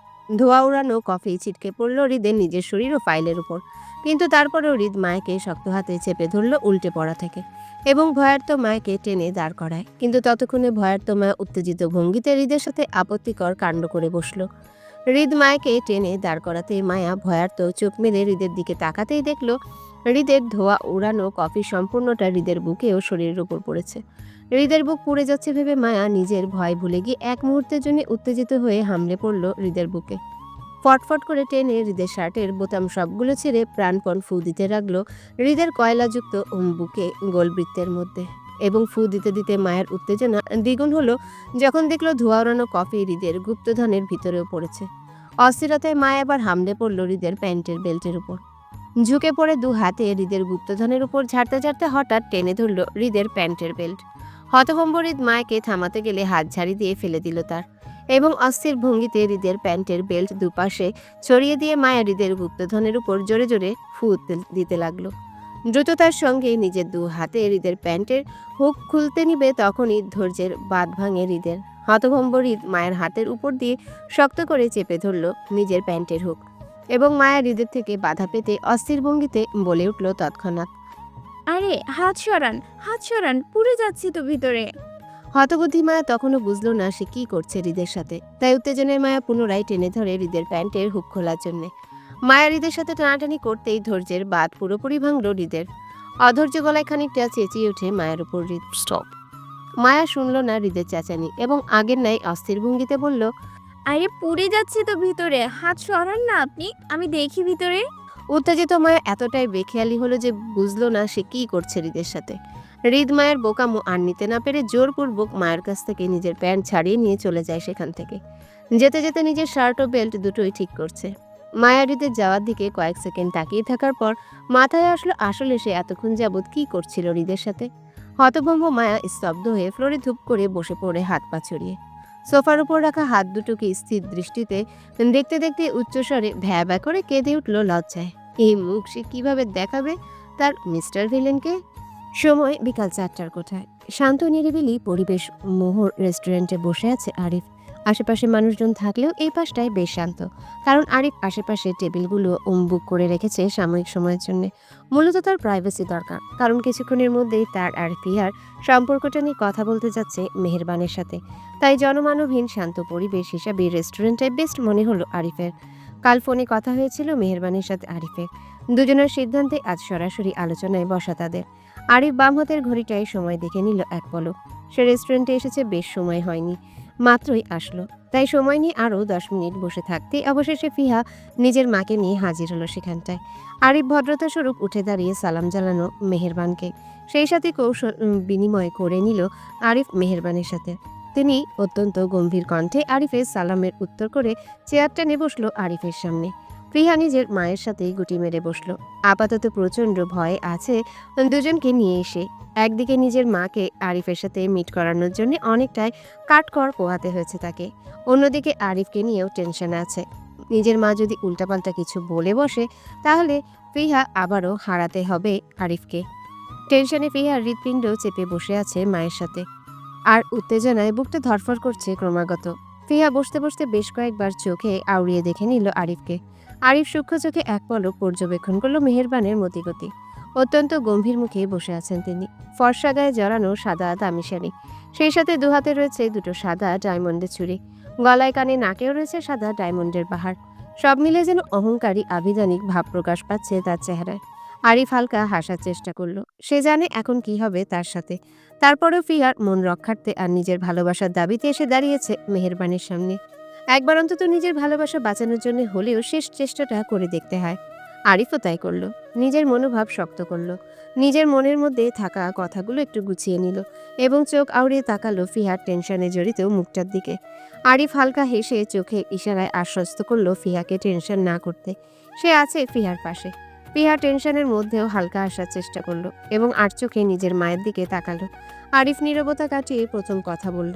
মেহেরবানের উদ্দেশ্যে বলল, আমি কিছু অর্ডার করি, তারপর না হয় কথা বলি আন্টি। আরিফের দিকে চোখ তুলে তাকায় মেহেরবান। গম্ভীর মুখে হালকা মাথা নাড়িয়ে সম্মতি জানিয়ে মৃদু কণ্ঠে বলল, হুম। আরিফ অর্ডার দিল মেহেরবানের পছন্দ অনুযায়ী। খাবার মেনু কার্ডটা ওয়েটারের হাতে দিয়ে পুনরায় চোখ তুলে তাকালো মেহেরবানের দিকে। আরিফ অত্যন্ত বুদ্ধিমান ছেলে, তাই সে বুঝতে পারছে মেহেরবানের বর্তমান মতিগতির অবস্থাটা। আরিফ কোনো প্রকার ভনিতা করল না, বরং সোজা নিজ বাক্যে হাজির হলো। মেহেরবানের উদ্দেশ্যে অতি নম্রতা সহকারে বলতে শুরু করলো, আমি বনিতা নাকারে সোজা সাপটায় বলছি আপনাকে, বেয়াদবি নেবেন না। ছেলে হিসেবে ক্ষমার দৃষ্টিতে দেখবেন আন্টি। যাই হোক, আপনি হয়তো অনেককে আগেই জেনেছেন আমার সাথে আপনার মেয়ের সম্পর্কের কথা। এবং আপত্তি প্রকাশ করেছেন আমাদের বিষয়টা নিয়ে। করার এই কথা স্বাভাবিক কিছু না, কারণ আপনি মা হিসেবে আপনার জায়গায় ঠিক আছে, তাই আপনাকে অযৌক্তিক বলে অসম্মান করা যাবে না। আমি সম্মান করছি আপনার সিদ্ধান্তকে, তবে সেই সাথে এটা আশা করছি যে আপনি আমাদের সম্পর্কটাকেও একপাক্ষিকভাবে বিবেচনা করবেন না। কারণ আমরা যখন সম্পর্কে জড়াই তখন আমরা কেউ জানতাম না যে আমরা একে অপরের পূর্ব পরিচিত, শুধু দুজন দুজনকে চিনে বুঝে সম্পর্কে জড়িয়েছিলাম। এখন কি মায়া খান বাড়িতে আসার পূর্ব থেকে আমাদের সম্পর্কটা জেনেছিল একে অপরের সাথে, তাও অনাকাঙ্ক্ষিতভাবে? ফিয়া খান বাড়ির বংশধর, এই সত্যিটা আমি জানি মাস দুয়েক আগে। জুইকে যেদিন খান বাড়িতে রেখে গেছিলাম সেদিন, তারপর থেকে আমাদের মধ্যে মনোমালিন্যতা চলছিল। বিভিন্ন দিক বিবেচনা করে ফিরোজ থেকে দূরে থাকতে চাইছিলাম, কিন্তু ততদিন বুঝে গেলাম আপনার মেয়েকে ছাড়া আমার চলবে না। বাঁচতে গেলে আমার আপনার মেয়েকেই লাগবে। নিজের মনের কাছে হার মানলাম, তাই আপনার সাথে যোগাযোগ করার চেষ্টা করলাম। মা হিসেবে আপনার সাথেও কারণ আছে আমাকে রিজেক্ট করার, আপনি সেটা করতে পারবেন নিশ্চিন্তে। কিন্তু আমি বলবো আপনি আমাদের সম্পর্কটাকে একপাক্ষিক যাচাই না করতে একটু ভেবে দেখতে আমাদের সম্পর্কটাকে নিয়ে। সন্তানদের বিষয়ে প্রথম ডিসিশন মা বাবাই নেন, ভালো মন্দ আপনাদের হাতে। আমরা শুধু আমাদের ভালোবাসাটাকে খুলে রাখলাম আপনাদের সান্নিধ্যে। আমরা আশাবাদী আপনাদের কাছে। না করার আগে একটাবার ভেবে দেখার অনুরোধ করছি। আমার কথাগুলো তো শুনতে প্লেনলি লাগলেও সত্যি যে আমি আপনার মেয়েকে সর্বোচ্চ সুখী রাখার চেষ্টা করব। মনের কথাগুলো জবানে আনার আগে আমি তার পূরণ করার যথাযথ চেষ্টা করব। সম্মান দিয়ে বুকে আঁকড়ে রাখবো সারা জীবন।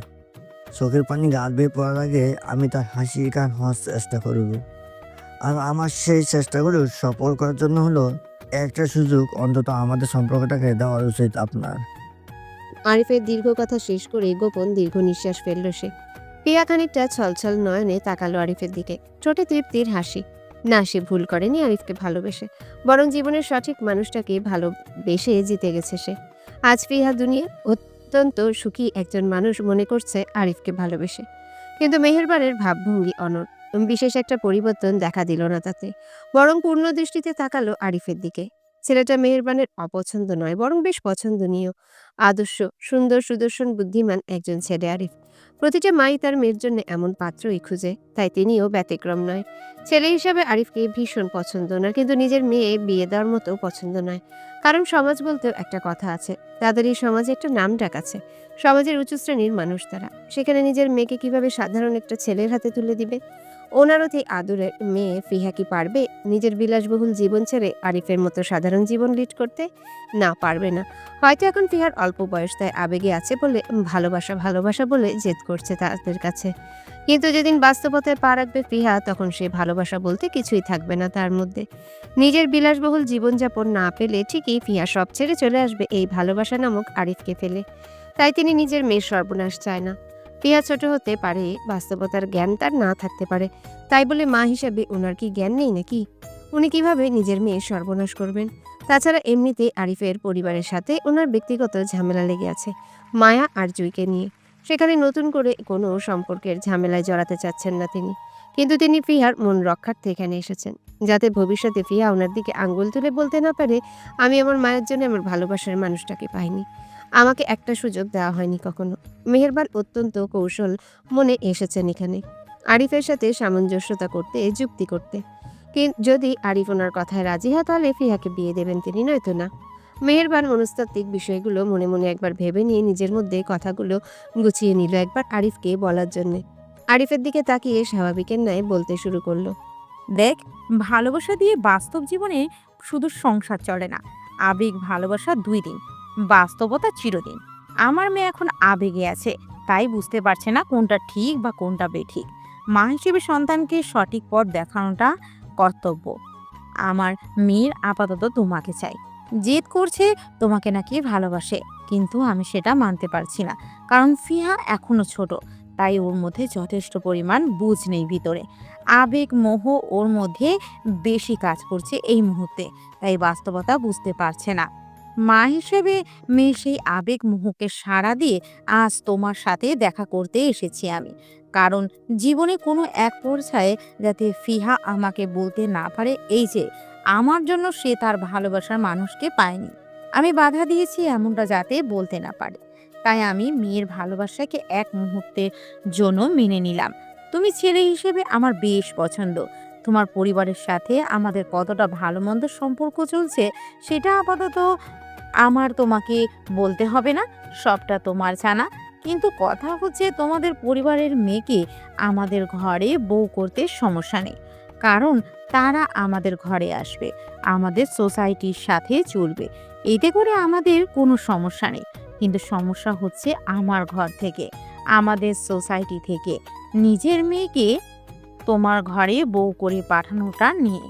তোমার ঘরে আমার মেয়ে বউ হয়ে যাওয়া মানেই তার বিলাসবহুল জীবন ছেড়ে দেওয়া এবং সংসার জীবনে চলাচল করা, যেটা আদৌ সম্ভব নয়। ফিয়া বলেছে তোমার ছোটখাটো ব্যবসা আছে চট্টগ্রামে, নতুন ব্যবসাতে জয়েন করেছো নাকি? তোমার মাসিক আয় কত হয়? 3 লাখ। অথচ ফিহার হাত খরচই আছে মাসিক 3 লাখ টাকার উপরে। ফিয়ার হাতের বর্তমান ফোনটাও প্রায় 1.5 লাখ টাকার উপরে। হাতে গলায় অলওয়েজ ডায়মন্ড ক্যারি করে।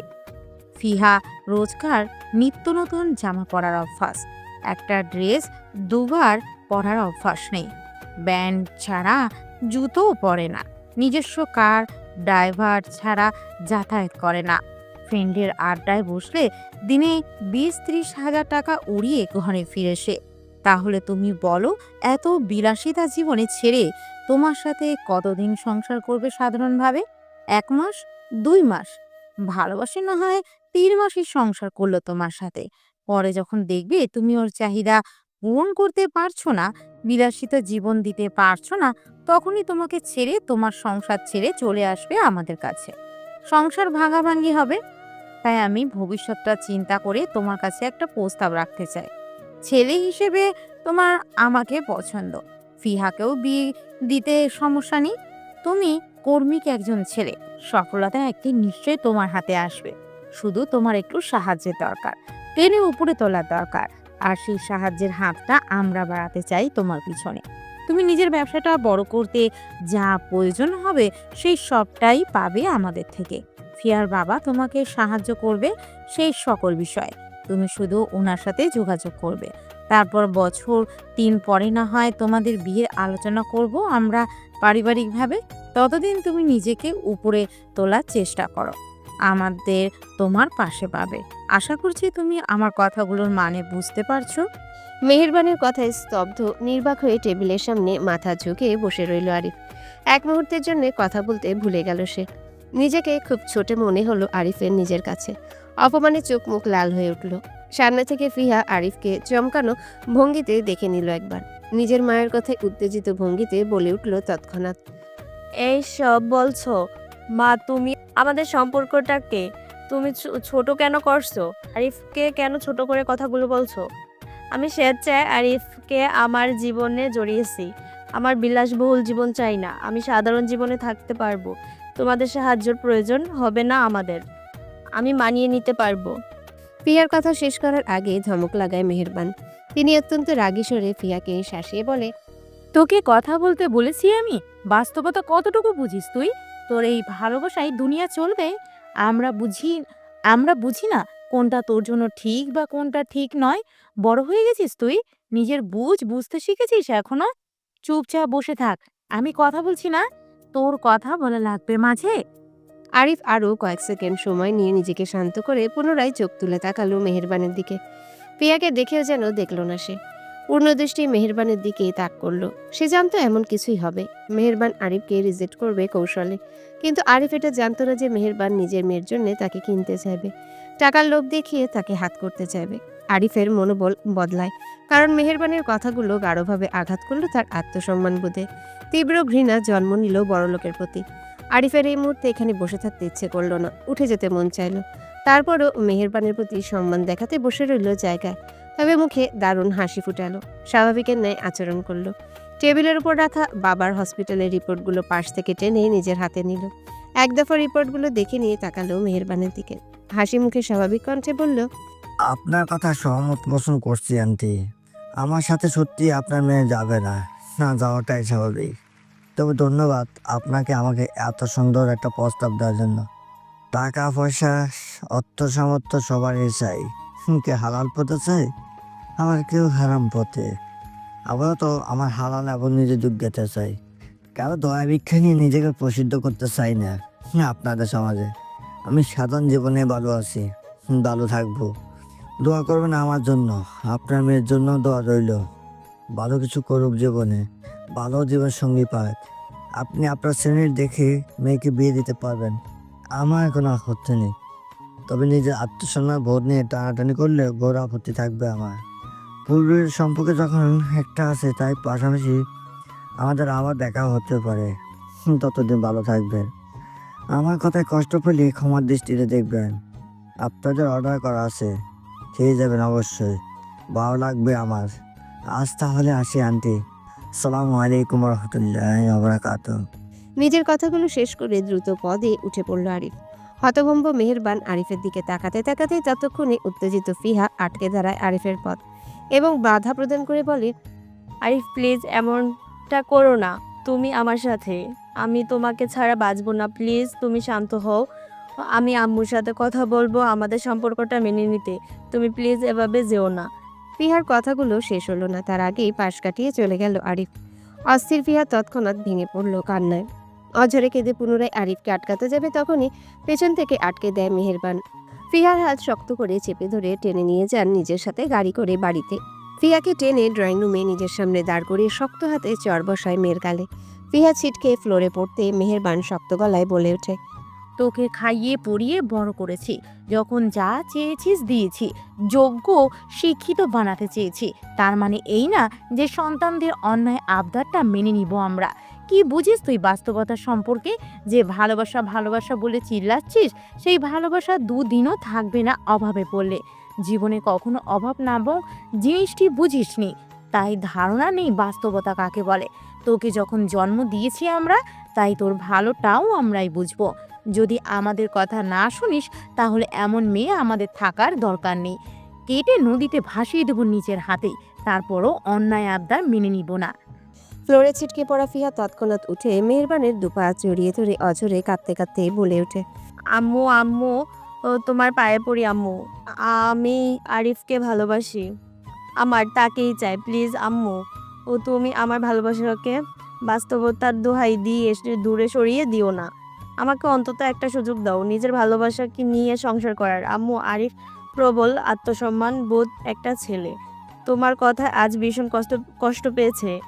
নিজের আত্মসম্মান বোধের জন্য হয়তো আমার সাথে যোগাযোগ করবে না, তোমাদের কথা রাখতে আমাকে দূরে সরিয়ে রাখবে, কিন্তু আমি জানি আম্মু আরিফ আমাকে ছাড়া বিন্দুমাত্র ভালো থাকবে না, আমিও ভালো থাকবো না আরিফ ছাড়া। আম্মু প্লিজ, আম্মু তুমি আমাদের সম্পর্কটা মেনে নাও প্লিজ। জোরপূর্বক ফিহার কাছ থেকে নিজের পা ছাড়িয়ে টেনে দাঁড় করায় মেহেরবান। ফিহাকে মুখোমুখি দাঁড় করিয়ে শক্ত গলায় চিবিয়ে চিবিয়ে বলল, তুই যে এত বড় হয়ে গেছিস আমার জানা ছিল না। তোর বিয়ে দরকার তো আমি তোকে বিয়ে দিব, তোর পছন্দের ছেলের সাথে নয়, আমার পছন্দের পাত্রের সাথে দিব। অবশ্যই সব দিক থেকে তোর ভালোবাসা চেয়ে বেস্ট হবে। জীবনে একদিন তুই আমাকে ধন্যবাদ জানাবি আমার আজকের ডিসিশনের জন্য। তোর সুখটা দেখেই বিয়ে দিব আমরা। যা এখন তুই সোজা রুমে।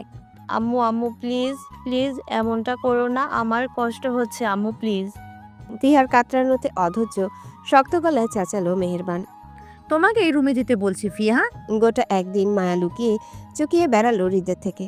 হৃদের সাথে করা রাতের ঘটনাকে কেন্দ্র করে মায়া ভীষণ বিষণ্ণতায় ভুগল। লাজ লজ্জায় কেটে কুটে বুক ভাসালো। রাতে শুয়ে কান্না করতে করতে এক দফা জুইকেও শুনিয়ে দিল নিজের ডিপ্রেশনের কারণটা। মায়ের কথা শুনে জুই সেদিন রাতে পেটে খিল ধরার মতো হাসি এসেছিল। মায়কে নিয়ে বেশ মজাও করেছিল। এতে করে মায়া আরও হতাশায় ডিপ্রেশনে ভুগল। লজ্জায় আর হৃদের সামনে পড়ল না গোটা একদিন। সকালে হৃদ অফিসে যাওয়ার পর মায়া উঠে নাস্তা করত। আর রাতে হৃদ অফিস থেকে আসার আগে খেয়ে দিয়ে নিজের রুমে শুয়ে পড়তো মায়া। ডিপ্রেশনে মায়া একটা দিন কোনো রকম পার করলো। ঠিক পরের দিন রাতে আবারও অনাকাঙ্ক্ষিতভাবে দেখা হয়ে গেল হৃদের সাথে তাও আবারও এক আপত্তিকর ঘটনাকে কেন্দ্র করে। হৃদের সাথে মায়ার আবারও এক আপত্তিকর ঘটনা ঘটলো, আর সেই ঘটনাকে কেন্দ্র করে মায়া বর্তমানে নিজের রুমে ফ্লোরে লুটিয়ে পড়ে বিছানায় মাথা টেকে হাউমাউ করে কেঁদে কুটে বুক ভাসাচ্ছে। এই মুখ আর ইহজীবনে দেখতে পারবে না তার মিস্টার ভিলেনকে। কি বিদঘুটে ঘটনা এটা না ঘটলো মায়ার সাথে। নিশ্চিত তার মিস্টার ভিলেন তাকে নিয়ে বাজে চিন্তা করছে। শেষ পর্যন্ত মায়ার নিজের ইজ্জতটা বাঁচাতে পারলো না হৃদের সামনে। আজ মায়ার ইজ্জতের রফাদফা হয়েই গেল তার মিস্টার ভিলেনের সামনে। এমন ঘটনা কি কারোর সাথে ঘটে নাকি? না তো, ঘটে না। কই মায়া তো কখনো শুনিনি কারোর সাথে এমন সাংঘাতিক ঘটনা ঘটতে। তাহলে মায়ার সাথেই কেন এমন হতে হলো? নিজের ভাবনার জন্য মায়া আরো বেশি কান্নায় ভেঙে পড়ল। নিজের ডিপ্রেশনের ধাপটা যেন বাড়ছে বই কমছে না। মনে মনে এক দফা সিদ্ধান্ত নিয়ে নিল সে আর জীবনে কখনোই হৃদের সামনে গিয়ে দাঁড়াবে না, এই মুখটাও দেখাবে না। দরকার হলে লুকিয়ে চুকিয়ে জীবন পার করে দিবে, তারপরেও সে কখনোই তার মিস্টার ভিলেনের সামনে যাবে না। যাবে না মানে যাবেই না। কথাগুলো ভাবতে ভাবতে মায়া আবারও হাউমাউ করে কেঁদে ওঠে। কিছুক্ষণ আগে কথা ভেবে, এই তো কিছুক্ষণ আগের কথা। রাত 8টা বাজে। বাড়ির সবাই হসপিটালে ছিল। মায়ার কলেজের পড়া শেষ হয়নি বিধায় হেনা খান মায়াকে বাড়িতে রেখে রেহানা বেগমকে নিয়ে হসপিটালে গেল বিকাল করে। মায়া একা থাকবে বিধায় জুইকে সাথে দিয়ে গেল। মায়া নিজের রুমে বসে পড়ছিল। জুই মালাকে নিয়ে বাগানের দিকটায় হাঁটতে বের হয়েছিল। মায়ার অর্ধ পড়া রেখে হঠাৎই উঠে রুম থেকে বের হয়ে যায়। একা একা বোরিং লাগছে, তাই উদ্দেশ্য অনুযায়ী পুরো খান বাড়ির একবার চক্কর করে নিবে সে। যেহেতু হৃদ এই সময়টায় বাসায় থাকে না, অফিসে থাকে। রাত 11টা বা 12টার আগে হৃদকে বাসায় পাওয়া যায় না, তাই মায়া নিশ্চিন্তে ছিল। বিন্যাস হয়ে সিঁড়ি বেয়ে নিচেও নেমে এসেছিল, কিন্তু কি মনে করে আর বাহিরে গেল না। ড্রয়িং রুমে সোফায় বসলো। নিজের সামনে সোফার টি টেবিলের উপর একটা মোটা তাজা বই দেখতে পেল। কৌতূহলী হয়ে বইটা দিকে ঝুঁকে মায়া একটু দেখে নিল। সায়েন্সের বই, বেশ পুরাতন, কিন্তু এখানে এই বইটা কে রাখলো বুঝতে পারলো না মায়া। স্বাভাবিকের ন্যায় উঠে নিজের জন্যে একটা চা করে আনলো কিচেন থেকে। পুনরায় একই জায়গায় বসলো। চা খেতে খেতে আবারও বইটার দিকে দৃষ্টি পড়ল। খানিকটা কৌতূহল জাগ্রত হলো মনে, তাই চার কাপটা পাশে রেখে স্বাভাবিকের ন্যায় ফ্লোরে পা ভাঁজ করে বসলো টি টেবিলের সামনে। দু হাতে বইটাকে নিজের কাছে টেনে নিল। ফ্লোরে পা ভাঁজ করে বসায় টেবিল এবং বইটি মায়ের বুক বরাবর হলো। কৌতূহলী মায়া বইটা উল্টিয়ে দেখার জন্যে বইয়ের বেশ একটা অংশ ধরে একসঙ্গে উল্টালো এবং অধ্যায় ঠেকালো নবমে। সেখানে গোটা গোটা বড় অক্ষরে লেখা পুরুষ লিঙ্গ এবং বয়ঃসন্ধিকাল। নিচে তারই একটা বড় গোটা চিত্র দেওয়া আছে বইয়ের অর্ধেকটা জুড়ে লিঙ্গ নিয়ে। মায়া চোখ আউড়িয়ে নিচে চিত্রটা দেখল না। আপাতত তার দৃষ্টি বড় বড় অক্ষরে লেখা পুরুলিঙ্গ এবং বয়ঃসন্ধিকালের মধ্যেই গবেষণা করছে। মায়া নড়ে চড়ে বসে খানিকটা মনোযোগ হলো। তীক্ষ্ণ দৃষ্টিতে তাকিয়ে নিচের পড়াটা পড়তে চাইল, কিন্তু পারল না, কারণ ততক্ষণে ড্রয়িং রুমের দরজা ধরে প্রবেশ করলো হৃদ। হৃদের ধূপধাপ পায়ের শব্দে মায়া চোখ তুলে হৃদকে দেখতে পেল। অত্যন্ত ক্লান্তিমাখা সেই ফেস হৃদের, যা অসম্ভব সুন্দর লাগলো মায়ের কাছে। এক মুহূর্তের জন্য মায়া হৃদের সাথে করা পূর্বের ঘটনাগুলো ভুলে গিয়ে আবেগের বশে এক দৃষ্টিতে তাকিয়ে থাকলো হৃদের চেহারার দিকে। অ্যাটিটিউড সম্পূর্ণ হৃদ যেন মায়াকে দেখেও দেখল না। গুরু গম্ভীর মুখে স্বাভাবিকের ন্যায় হেঁটে চলে যাচ্ছে মায়ার সামনে দিয়ে নিজের রুমে দিয়ে। মায়া নড়ে চড়ে বসলো এবং হৃদের দৃষ্টি আকর্ষণ করতে চাইল, যার ফলে নিচের পড়াটা বেশ জোরে জোরে পড়তে লাগলো হৃদকে শুনিয়ে শুনিয়ে। হতবুদ্ধি মায়া তখনও বুঝলো না সে আসলে কি পড়ছে, কিন্তু মায়ার মুখে বেশ কিছু আপত্তিকর পড়া শুনে হৃদ থেমে যায়। কপাল কুঁচকে মায়ের দিকে স্থির দৃষ্টিতে তাকায়। মায়া পড়তে পড়তে আর চোখে হৃদের দিকে তাকালো। হৃদকে নিজের সামনে দাঁড়িয়ে থাকতে দেখে মনে মনে অত্যন্ত খুশি হলো এক দফা মায়া। যাক, অবশেষে সে হৃদের দৃষ্টি আকর্ষণ করতে সক্ষম হয়েছে। তাই মায়া হৃদকে শুনিয়ে শুনিয়ে আরও জোরে জোরে ঘাড় ভেঙে পড়তে শুরু করলো দুলে দুলে। নিজের পড়ার 15 সেকেন্ডের মাথায় মায়ের হঠাৎ মনে হলো সে যা পড়েছে সবকিছুই কেমন ধোঁয়াশা। একরত্তিরও বুঝেনি মায়া সে পড়ার। হৃদের দৃষ্টি আকর্ষণ করার জন্য শুধু পড়েই যাচ্ছে আর পড়েই যাচ্ছে। মা একটু থেমে কপাল কুঁচকে বইয়ের একটু নিচের প্যারাগ্রাফটায় চোখ বুলালো। সেখানে হেডলাইন হিসেবে বড় বড় করে লেখা বয়ঃসন্ধিকাল বা স্বপ্নদোষ। মায়া বুঝলো না লেখাটার মানে ঠিকই, তবে সেই পড়াটাকে অজুহাত হিসেবে কাজে লাগালো মায়া। হৃদের সাথে কথা বলার জন্য। মায়া হৃদের সাথে একটু কথা বলতে চাইলেও পড়ার অজুহাত দিয়ে। বিগত 2 মাস ধরে কথা হয় না হৃদের সাথে মায়ার, তাই এই সময়টা মুখ্য মনে করলো প্রশ্ন করার অজুহাতে। বোকামি করে মায়া কোনো কিছু চিন্তা না করে তৎক্ষণাৎ প্রশ্ন করে বসলো হৃদকে। এই যে স্বপ্নদোষ কি মিস্টার ভিলেন? সালাম আলাইকুম। হ্যালো বন্ধুরা, কেমন আছো তোমরা সবাই? আশা করছি তোমরা সবাই ভালো আছো, সুস্থ আছো। এম রোহিত, ভয়েস অফ বিতি চ্যানেলের পক্ষ থেকে এডিটর। গল্পটি কেমন লাগলো অবশ্যই কমেন্ট করে জানাবেন। এই যে বন্ধুরা, ভয়েস অফ বিতি চ্যানেলে যদি নতুন হয়ে থাকেন তাহলে প্লিজ সাবস্ক্রাইব করে বেল আইকন বাজিয়ে রাখুন, যাতে আপনাদের পরবর্তী গল্পের নোটিফিকেশন সবার আগে আপনি পান।